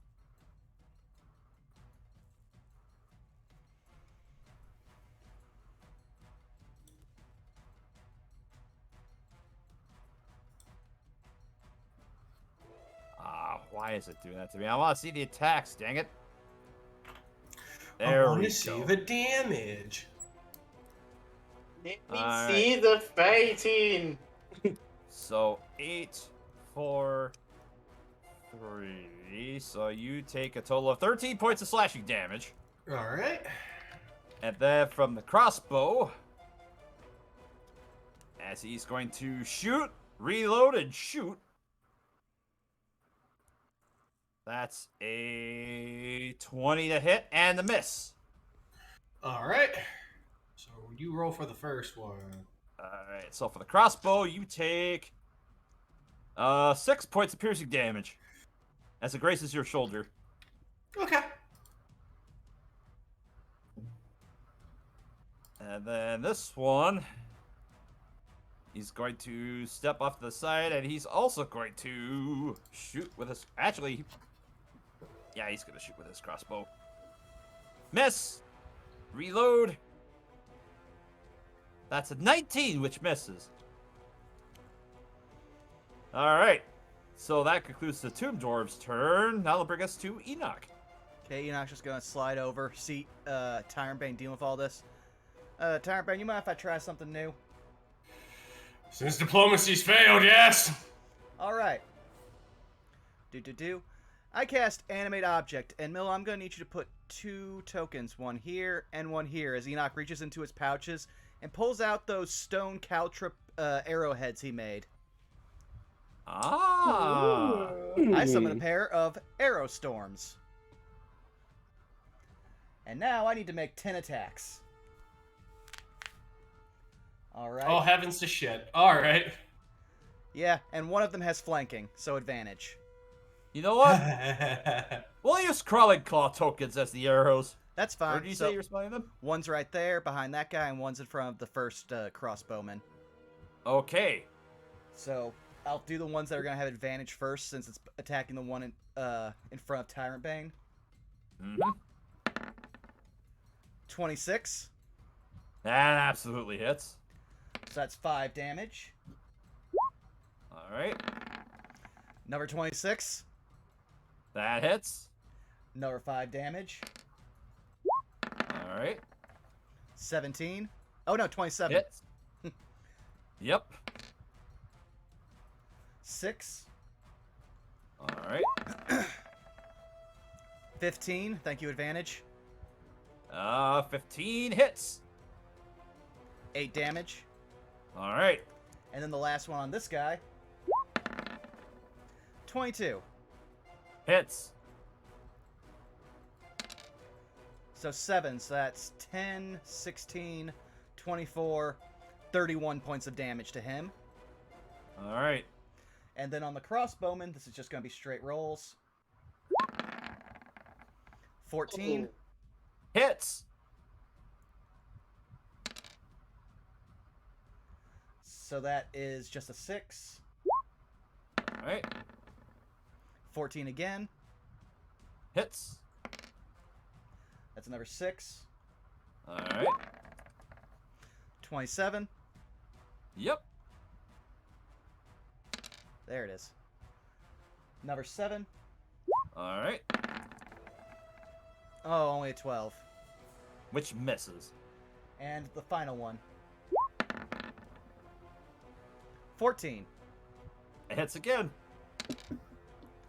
For another 7. So you literally just see a swarm of these little stone caltrip shapes fly past Tyrant Bane and just start shredding these dwarves. As they sink into the various weak points of the armor, you find that their attacks weren't as effective as you thought that they were going to be. I mean, they should technically be magical because they're magically animated. Does it count for magical? That changes things.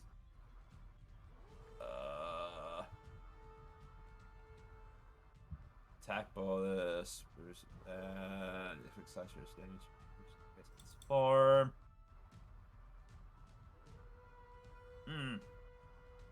Okay, that does change things, so... Yeah, those 2 dwarves in particular look roughed up. Let's see, that's... That one was... And I can just do that as my bonus action every turn. So that ends my, Enoch's turn. Alright. Alright, next up is Dan. That's neat. I have some choices to make. I think I'm just going to have Moa turn me invisible. And I'm going to fly into the room to see if I can get into a better position. Alright. Let's go to, like, right there. Alright. Yep, this chamber is about 12 feet high, so you can easily fly up. Alright. Actually, no, 20 feet high. So, yeah, you can Even easily better. get above it. Because, like, I could have ice knifed some of these dwarves, but I figure going into the room so I can get a better angle on everything's probably a better idea. And let's see, is there anything I could do as a bonus action? I mean, enlarging Yuki is a bonus action, but this is a very narrow hallway, and she's gonna be horse-sized if I go for the max. Although I suppose I could just make her a regular, normal-sized, large dog. Sure, I'll do that. She is now large and in charge. Alright. Lord in charge. Anything else? I think that'll about do it for my turn. Alright, that'll bring us to Rue. Alright. Y'all. I assume I can just at least push past these guys, right? And then come over here, since they are my allies. You can move through your ally spaces, but you can't move through hostile spaces. Well, it wouldn't be moving through hostile spaces since it's diagonal. They wouldn't Gotcha be there. Yeah, they wouldn't be actually going through threat range. They wouldn't leave it. I would get an attack of opportunity from this one, obviously, but... Yeah, good point. Yeah, I'll allow it. Okay. Yeah, I Alright. can do that. So Which he's I gonna go ahead and make a swing. I am going to go ahead and do so they can make the attack of opportunity on me. That's a nat 20. Yeah, go ahead. Hold on. You're in 5 feet of me, which means... So that's 14 points of slashing damage. Unless Not today. you take the 14 points of slashing. There you go. Or if they want me to cut that or save that. You 'Cause I cut, you cut that for me. Alright, I'll do share the pain and cut that in half. Oh, And Alright. they will have to roll con save. They fail, so they take the other half. Woo! what a Which is resisted because of their thing. what a good Dan you are. What a good Dan. I try my best. Yeah. Dan Aykroyd got nothing on you. Darn right. I'm gonna turn the bear. Alright. Bear time. Alright. We're gonna make our 2 attacks. I'll Alright. start with this one. Alright. So that's gonna be... what is that? +6 to hit. Alright, so 21 to hit. That hits. Roll that magical bear damage. Magic bear. That was the bites at 1d8 plus 4. 6, 7, 8, 9, 10. That's 10 damage for the bite. Alright. It's still barely standing. Alright, let's try this again. This is gonna be another +6. You know what? I'm gonna go ahead and use my inspiration. Alright. There we go, natural 20! Oh, yeah. 20s have been wild tonight. Yes, Yeah. they have. Are you? Thank Don't God. don't say anymore. We don't want to jinx it. Knock on wood. Yep, Alright, Caitlin. How does Rue the bear take down this dwarf? So that's with her claws. So she's just basically just gonna dig into it until it's basically pudding. You just tear into it, and you manage to just rip the mask off of the face of this dwarf, and it's missing its jaw as it collapses onto the floor dead. Cute. And I believe that's all I can do. Alright. Next up is the Tomb Guardian.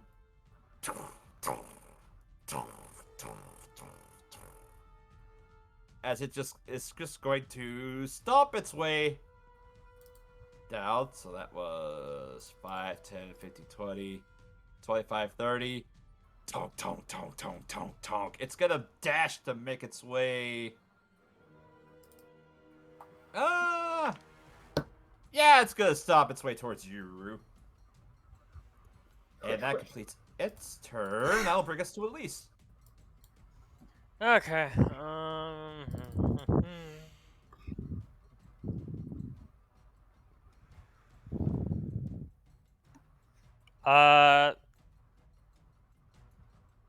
This boy can make an attack of opportunity on me because I'm gonna get right onto this table. All right, give me a quick acrobatics check. Because that is a work table that you're having to jump on. 14. 14. Yep, you do manage to jump onto there. And he misses with his opportunity attack. And Ah, cool. the fun thing is, I have Sentinel. So, Oh, go ahead and roll that attack. alright, I'm gonna use my claws. Let's see, plus 6, 18. Yep, roll damage. Not thinking the dog. And that is, you'd think that I would remember this by now, 2d6. Alright. Ooh. 10, 14 damage. 14 damage. Yeah, it's looking rough. Not quite bloodied, but you took a good chunk out of the side of this dwarf. Good. So that happens. You smack it with the paw, and then just all of a sudden, crosshair appears on it. Bonus action, Hunter's Mark. Yep, go ahead and shoot. That's 11 with the sharpshooter. That's gonna miss, unfortunately, as it goes right over the head of this dwarf. Second shot, also sharpshooter. Mm-hmm. 8. That will also miss.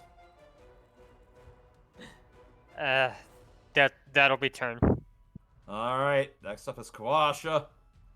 He's gonna move 5, 10, 15, 20, 25, 30. Then move in right behind Enoch. And yeah, it's getting a little crowded in here.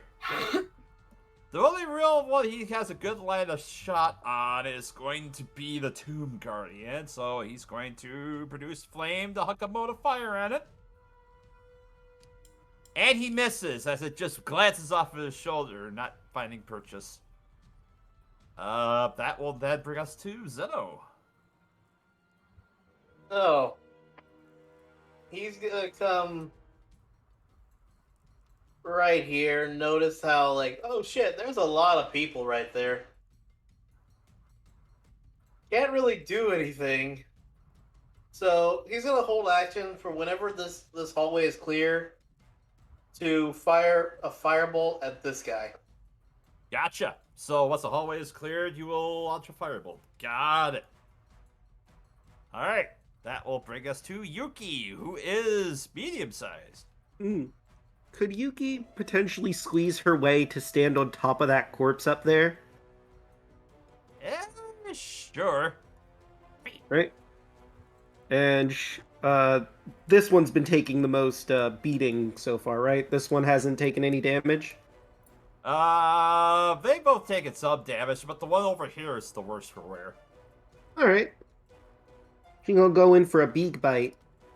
Big bite. Go. And boop. That'll be 21. Sorry, Roll 21. that bite. Roll that bite. 14 piercing damage. Decent chunk. Let's see. Question. Do her attacks count as magical?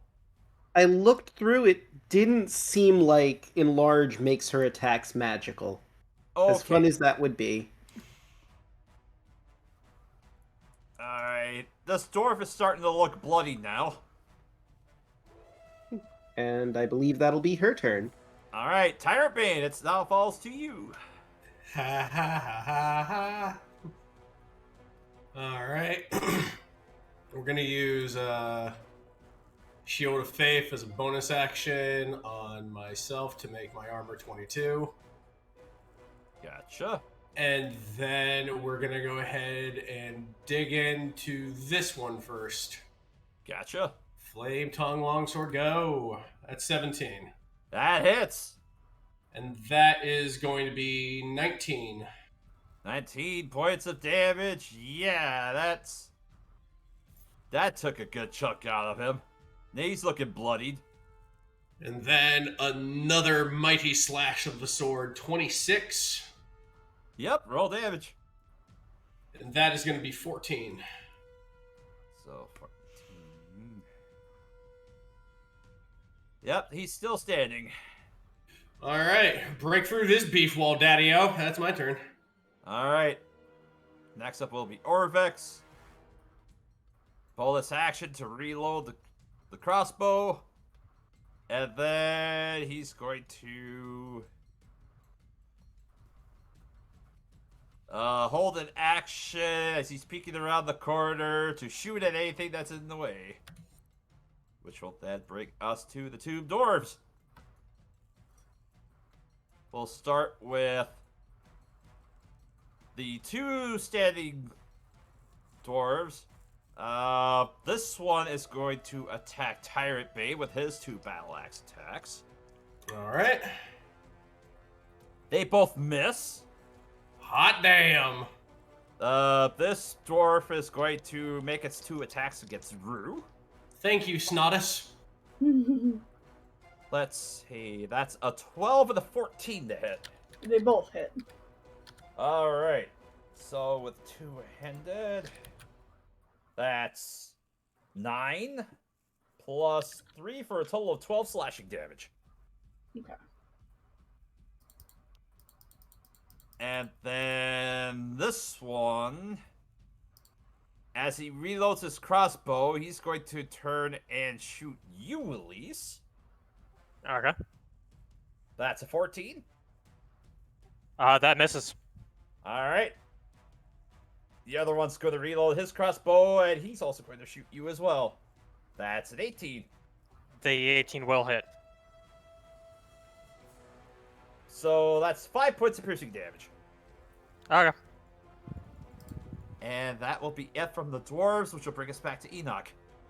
All right, Enoch's gonna notice how crowded it is, and well, I can't use that other spell because that's a bonus action. I need that for my animate objects. So,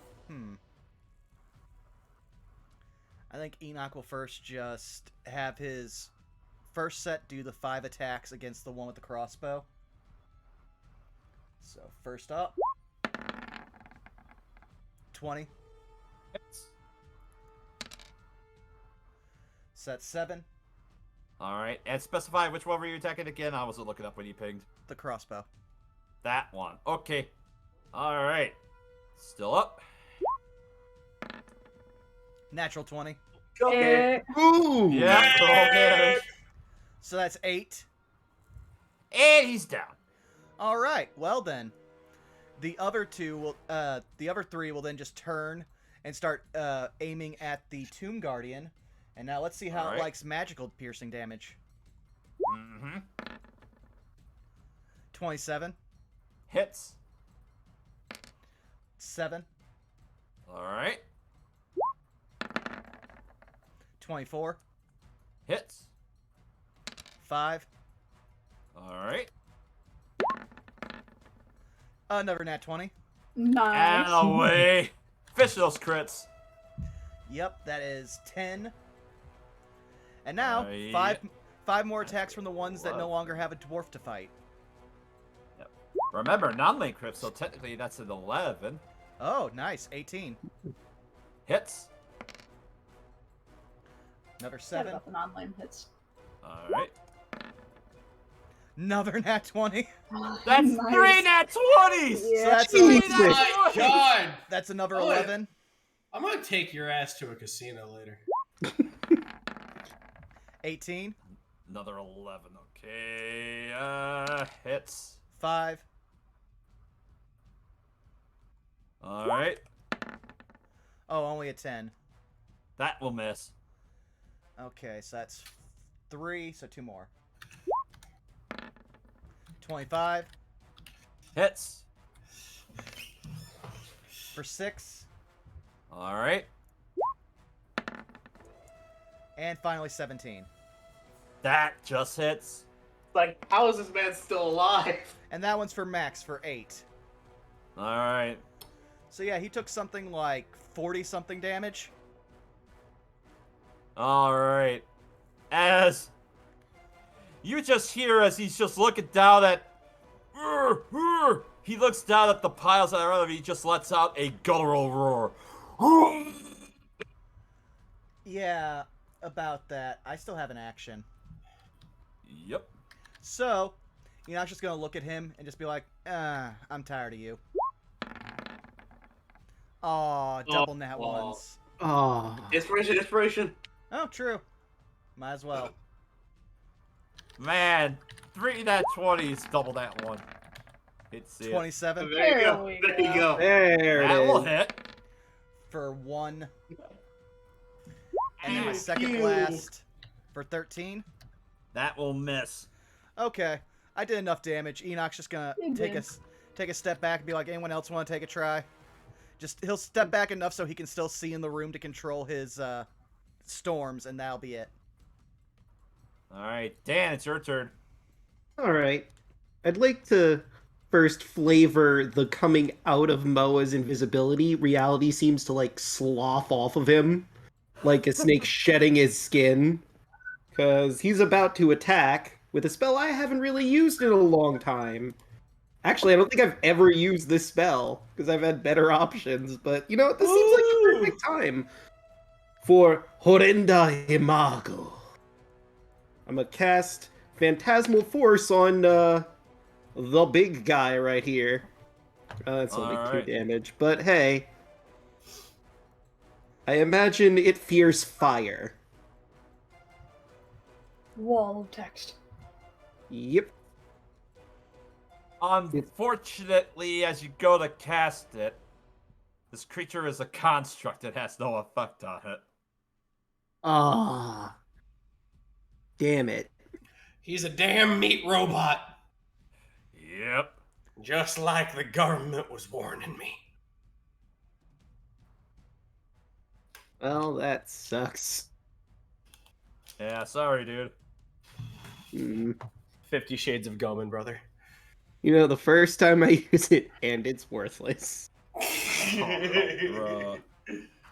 I mean, the same thing happened to me when I cast No, Animate not Object, and look feeling. what I'm doing now. True. Oh well. Alright. Somebody else, perhaps, after that. I don't think I really have a bonus action. I mean, I suppose I could do Minor Illusion if I really wanted to make an illusion. Actually, I could. Could I make it with Minor Illusion? Could I make an illusion of fire around this thing? Let me I suppose Minor you Illusion could. really quick. There we go. Yeah, I suppose it would have to make an intelligence check to figure out if that's actual fire. Yeah. So I'll we'll figure have- that out on his turn. I'll have the image like right here between the arrowheads and him. So that will bring us to Rue then. Assuming that's the end of your turn, Dan. Yep, that'll be it. Okay. Alright, Rue. Well, we're going to start attacking this boil. Alright. So, hit number 1. That is, it's a nat 1. Unfortunately, that misses. Alright, time for the claws. It's plus 6, 18. That hits. Alright. So that is going to be 6 plus 4. Yep. 13 damage. Alright. So it's still up. And then I'm going to use a key point to bash him again. Ah! Flurry of blows.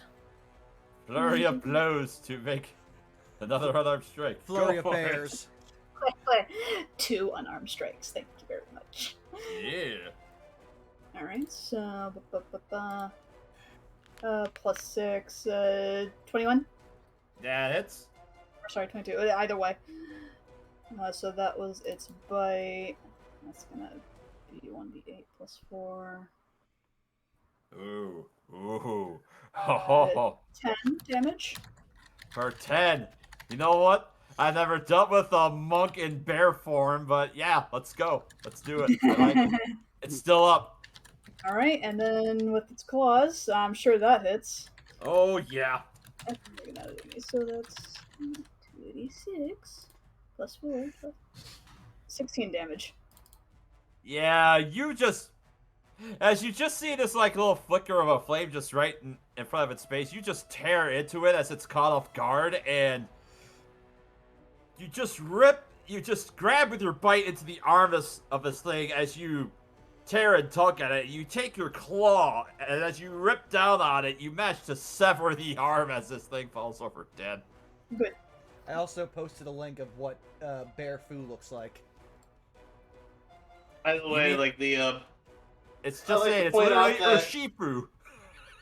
in my like I often do, I've been playing on the Undertale OST while I'm doing this, and as soon as freaking Caitlin's part started, the Temmie theme just started. I'm like, this is appropriate.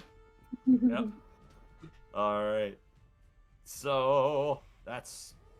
Let's see. Anything else for your turn then, Rue? That is it for me. All right. Next up is the two dwarves. As this one's looking haggard, and this one looks up to you as says, "Oh fuck me," as it's going to attack with the battle axes on you.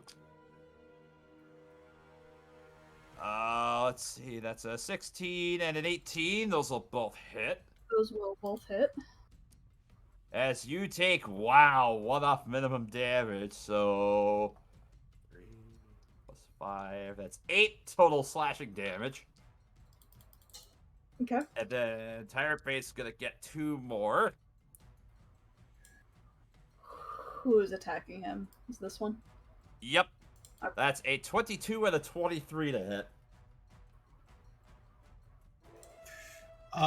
22 and 23. Yes. Mm-hmm. Well, my armor class is 22, so. Alright, so those will both hit. And you take... 8, 9. So 17 slashing damage. And Rue, I believe you wanted to do a sentinel attack? He's out wait. of my reach. Oh yeah, he's out of your reach. Yeah, that's fair. No, If it had just, been- just stretch your arm out real far. Just stretch your arm out. This one was smart and attacked me instead. Yep. I was gonna say, if you were a bugbear, that would be definitely within your range. Alright. Yes. A shapeshifted bugbear is just like a feral muppet. Alright, so... Actually, let's see. There's Kawasha. He did get an opportunity. Oh, right, Elise. I'm sorry. Yeah, it's me. You skipped over me. Yeah, I misclicked on that. That's why I got distracted. So, thank you for reminding me. That's alright. Okay. So I'm gonna try to make another shot at this guy. Alright. Sharpshooter again. 25. There we go. That hits. 17 piercing plus all the other damage. Yep. So, 17 plus. So that's 21 total. Alright, so rounding that down to 10. It is still up.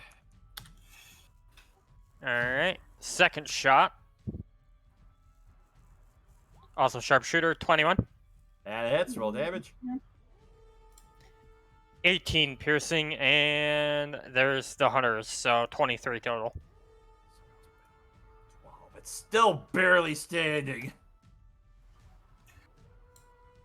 Alright. So, Real Kawasha. quick. Oh, go ahead. I'm going to jump off the table, and I'm going to get into flanking range for Tyrant Bane. Alright. But also, I want to double check this with you, because I want to see how you roll this. I'm going to click Hunter's Mark. Would you consider the Hunter's Mark damage magical damage? Because it doesn't specifically specify the type. It is just straight, basic Let's see. damage. Yeah, you deal an extra 1d6 damage to the target when you hit it with a weapon attack. So it doesn't specify it turns it into damage, it just specifies that you hit harder with a weapon. So I would say that it doesn't apply magical damage in that case. Okay. Okay. It was something I saw, and it was something I was thinking about, but okay. Alright. So, I assume that's your turn then, Elise? Yep. Alright, Kawasha. Seeing as how this creature is a lot closer now, he's gonna actually cast Shillelagh on his quarterstaff, and he's going to attempt to bonk that dwarf. And he misses. Wouldn't he have advantage because of Rue? Missed. Oh, you know what? He does. And he still misses with the same roll. Damn it, Kawasha, I tried to help you. Oh, I missed. They're NPC characters. What can you do? Not that much. Speaking of doing stuff, Zeno, what will you do? Well, seeing that the guy that he wanted to hit was actually now dead, he's gonna be like, you know what? I can go and I can sneak by these. I'm gonna go right here. All And right. he's gonna see the guy this guy right here. Not like the fact that he's right there. So he's gonna move him with a shatter. As you go to make your way over, Zeto does a soft 20 hit you. Yes. As you get an attack of opportunity. Which one's hitting him? The one right next to you. As you Good. take 8 points of slashing damage. Yeah, that'll hit him. That'll hit. Boop, boop, boop. That's gonna be with its claws. 8 damage. You just slash right across his face and he just drops to the floor dead. How dare, says the bear. Indeed. Dare. Thanks, Rue. Alright, No. so you're casting Quick. Shatter to get the other dwarf? Yep, against this guy right here. Like basically aiming this way so he doesn't hit. Obviously, so he doesn't hit Dan. Fair No. enough. Roll for Be a wild stinker. magic. That's an Be a 11. stinker, but you'll have to have 2 people's attack. And you know what? Why the hell Oh, he not? already used his opportunity Oh, attack. did he? though. Oh, okay, never mind. Yeah, it was on That's true. Yeah. yeah, he used it on somebody else. But yeah. Anyway, let's see. Con save. DC 15 with a 14 damage. He fails, so he takes the full. Alright, anything else, Zeto? No, that's it for me. Alright. Yuki time. We'll do the big bite on this one. Alright. Big bite. A chomp. A mighty chomp. 23. Hits, damage. 8 damage. Alright. Oh, have that the 4. Still looking rough. It's looking mortal. Alright. That'll be Tyrant Bane's turn then next. Loosened it up. You've messed with the bulls, you get the catchphrase. Flame tongue longsword. Catch free! 22. Hits. Oh yeah, buddy. Alright, that's 12. And that's just enough. You get a mighty slash across his chest, and as it drops to the floor, dead. Fantastic. Now, between attacks, can I then move and do my second attack? You may, yes. Okay, I didn't know how that worked. Okay, cool. Alright, let me just measure something out real quick. You can get right up to him. Oh, it's a bad day to be sentient. Oh, here he goes kill again. Alright.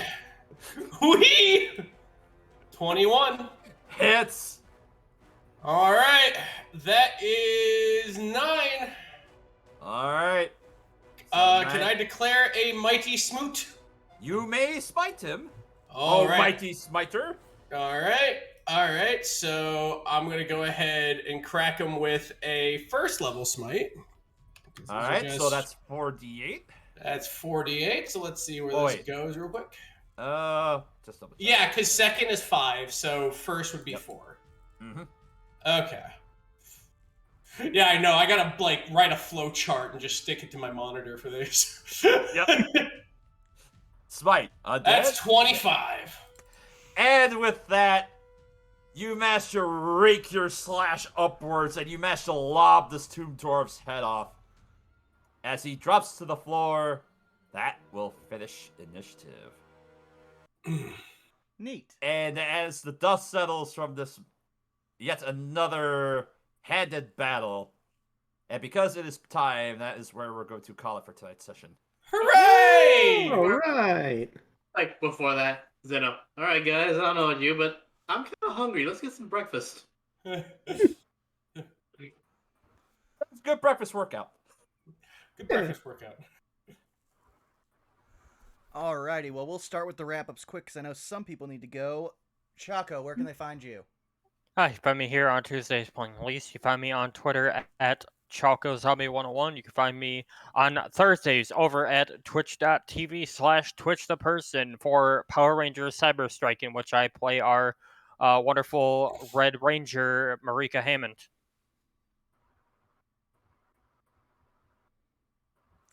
Okie dokie. Well then, moving on. Milla, where can they find you?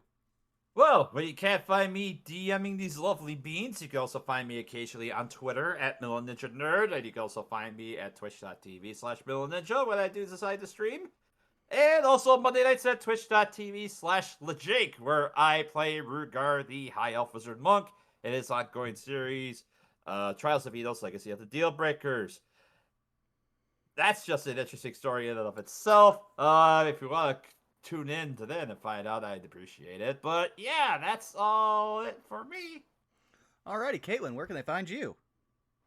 Caitlin C37. You can find me on Twitch and Twitter at Caitlin C37, where I do art. Commissions are open, so if you want any paintings or any drawings or anything like that, that's where you can find me. Awesome. And DeLuna, where can they find you? They can find me on Twitter at DLuna1338. And as Chaco said, you can find me on Thursdays playing Nova, the Blue Ranger, on Power Rangers Cyber Strike on twitch.tv/twitchtheperson. I'm extremely excited about that campaign because we're about to get the powers. And I got to help tell off a meathead or soldier the other day, so it was really fun. Nice. Draco, where can they find you?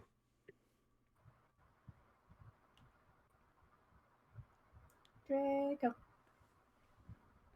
Oh no. Draco! Hello. Emerge from your dog! I didn't even realize I forgot to mute. I took a sip of water and I muted.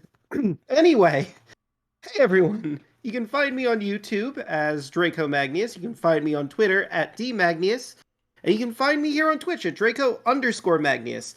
I stream on Wednesday, Thursday, and Friday at 10 p.m. East Standard Time. On Wednesday, we do Super Paper Mario. We're about to go through the Indigo Door and fight 100 different Samurais. And on Thursday, we're doing Ren's Demons, a new game that came out really recently on the 8th. And looks like we're heading toward the final confrontation with Johnner the Demon Lord. There's multiple endings, so maybe more from that game.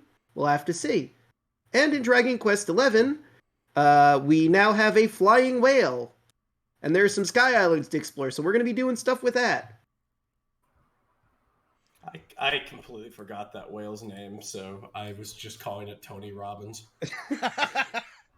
I believe it's like Seneca or something like that. It's a really beautiful name. And Senecia. I was just like, that's a gorgeous name, but I'm going to forget that in 4 seconds. Your name's Tony Robbins. I honestly forgot it after getting the whale for the first time, and I'm like... because they mention it, they hype her up, and never mention her again. Yeah. Like, here's this cool sky whale you can just sort of summon now. Its name is Senecia. Cool. We're not going to mention her by name ever again, but there you go. She just needs to have a name tag. Yeah. The big old nameplate. A collar. Well, Rabbit, where can they find you? Hey, what's going on? My name's Rabbit. I'm a writer and a comedian. You can find me on Twitch and Twitter at Hey Mr. Rabbit. I stream Monday through Friday. You can go ahead and see me play horror games, retro games, and RPGs. That's my wheelhouse. We just got done playing a really stupid Western RPG with stick figures called West of Loathing. Never played that one before. It is very dumb. I love it. The writing's so stupid. I love West of Loathing. And I also have been known to play RuneScape. RuneScape is one of my favorite games that I discovered last year. Still playing that. We're right now, Bromad and I are getting to the point to go ahead and do end-tier quests, and then we're going to go into like Theater of Blood stuff, so that's going to be crazy. I play both incarnations, Old School and RuneScape, so that's also fun too. I also play horror games with tons of people. The ones we just got done playing is The Last Door. I've been playing that with Sarah, and I've also been playing Mortuary Assistant. Yeah. Oh yeah. It was great. I love that I've worked in haunted house and horror for so long, where I work at stuff like they jump out and scare me, and I feel nothing. I'm just like, get out of here. Just get in the hallway. Put your head on the desk and think about what you've done. But if Madcap Japery is something you want to do, or you just want to go ahead and just see writers and whatnot in their natural habitat online. You can go ahead and see me at Twitch. Hey, Mr. Rabbit. Alrighty, well, you've already found me here at twitch.tv/BurnoutVaughn. You can find me on YouTube and Twitter at BurnoutVaughn. And oh boy, this is only just the first step of much D&D for the week, because aside from this, which you can find every Tuesday, this Thursday we have the next episode in our All Warlock campaign miniseries, Pack Tactics, with myself, Punkyard Dogs, the Citric King, and Therapod Arts, DM'd by the lovely CG, where we're already dealing with enough existential horror, and we haven't even gone into the actual exploring. Gold is cursed because it might come alive and try to rob you.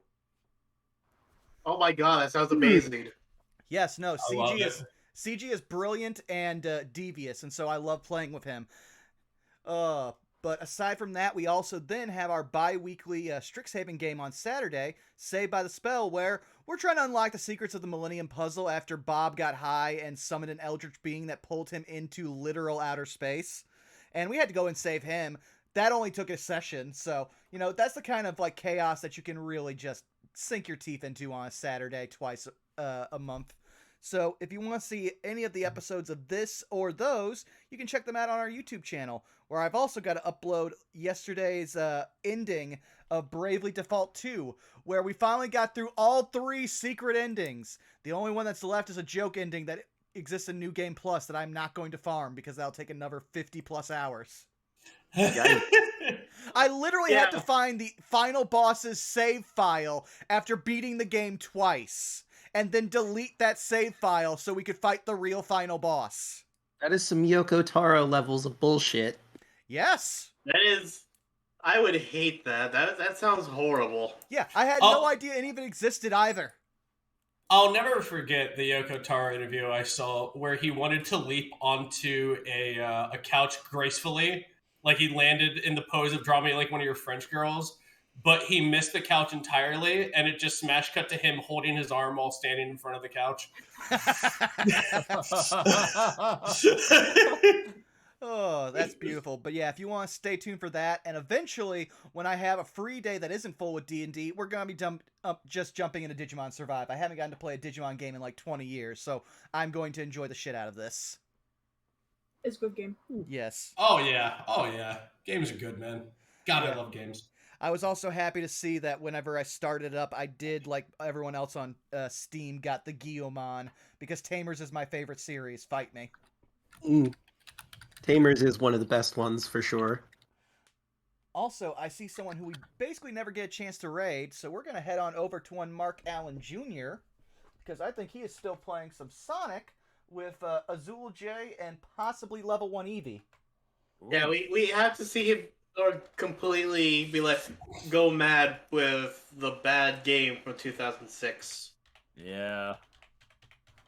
The best part is that him and Eevee know all about Sonic 2006. Azul J knows almost nothing about Sonic in general, so they're experiencing all of it for the first time. But also, as we round out, this week's quote apparently goes to Enoch, courtesy of El Robot, for, well, that was horrifying and unsettling. Yeah, that's just becoming default emotion for Enoch. But yeah, how about for a raid message we go with Rip Withers? Rip Withers. I like Rip Withers. Alrighty, well, thanks everybody for coming out, and we will see you all next week. Take it easy, everybody. Good night, everybody. Goodbye. And we're clear. So, Rabbit, I have a question for you. In West of Yeah. Loathing,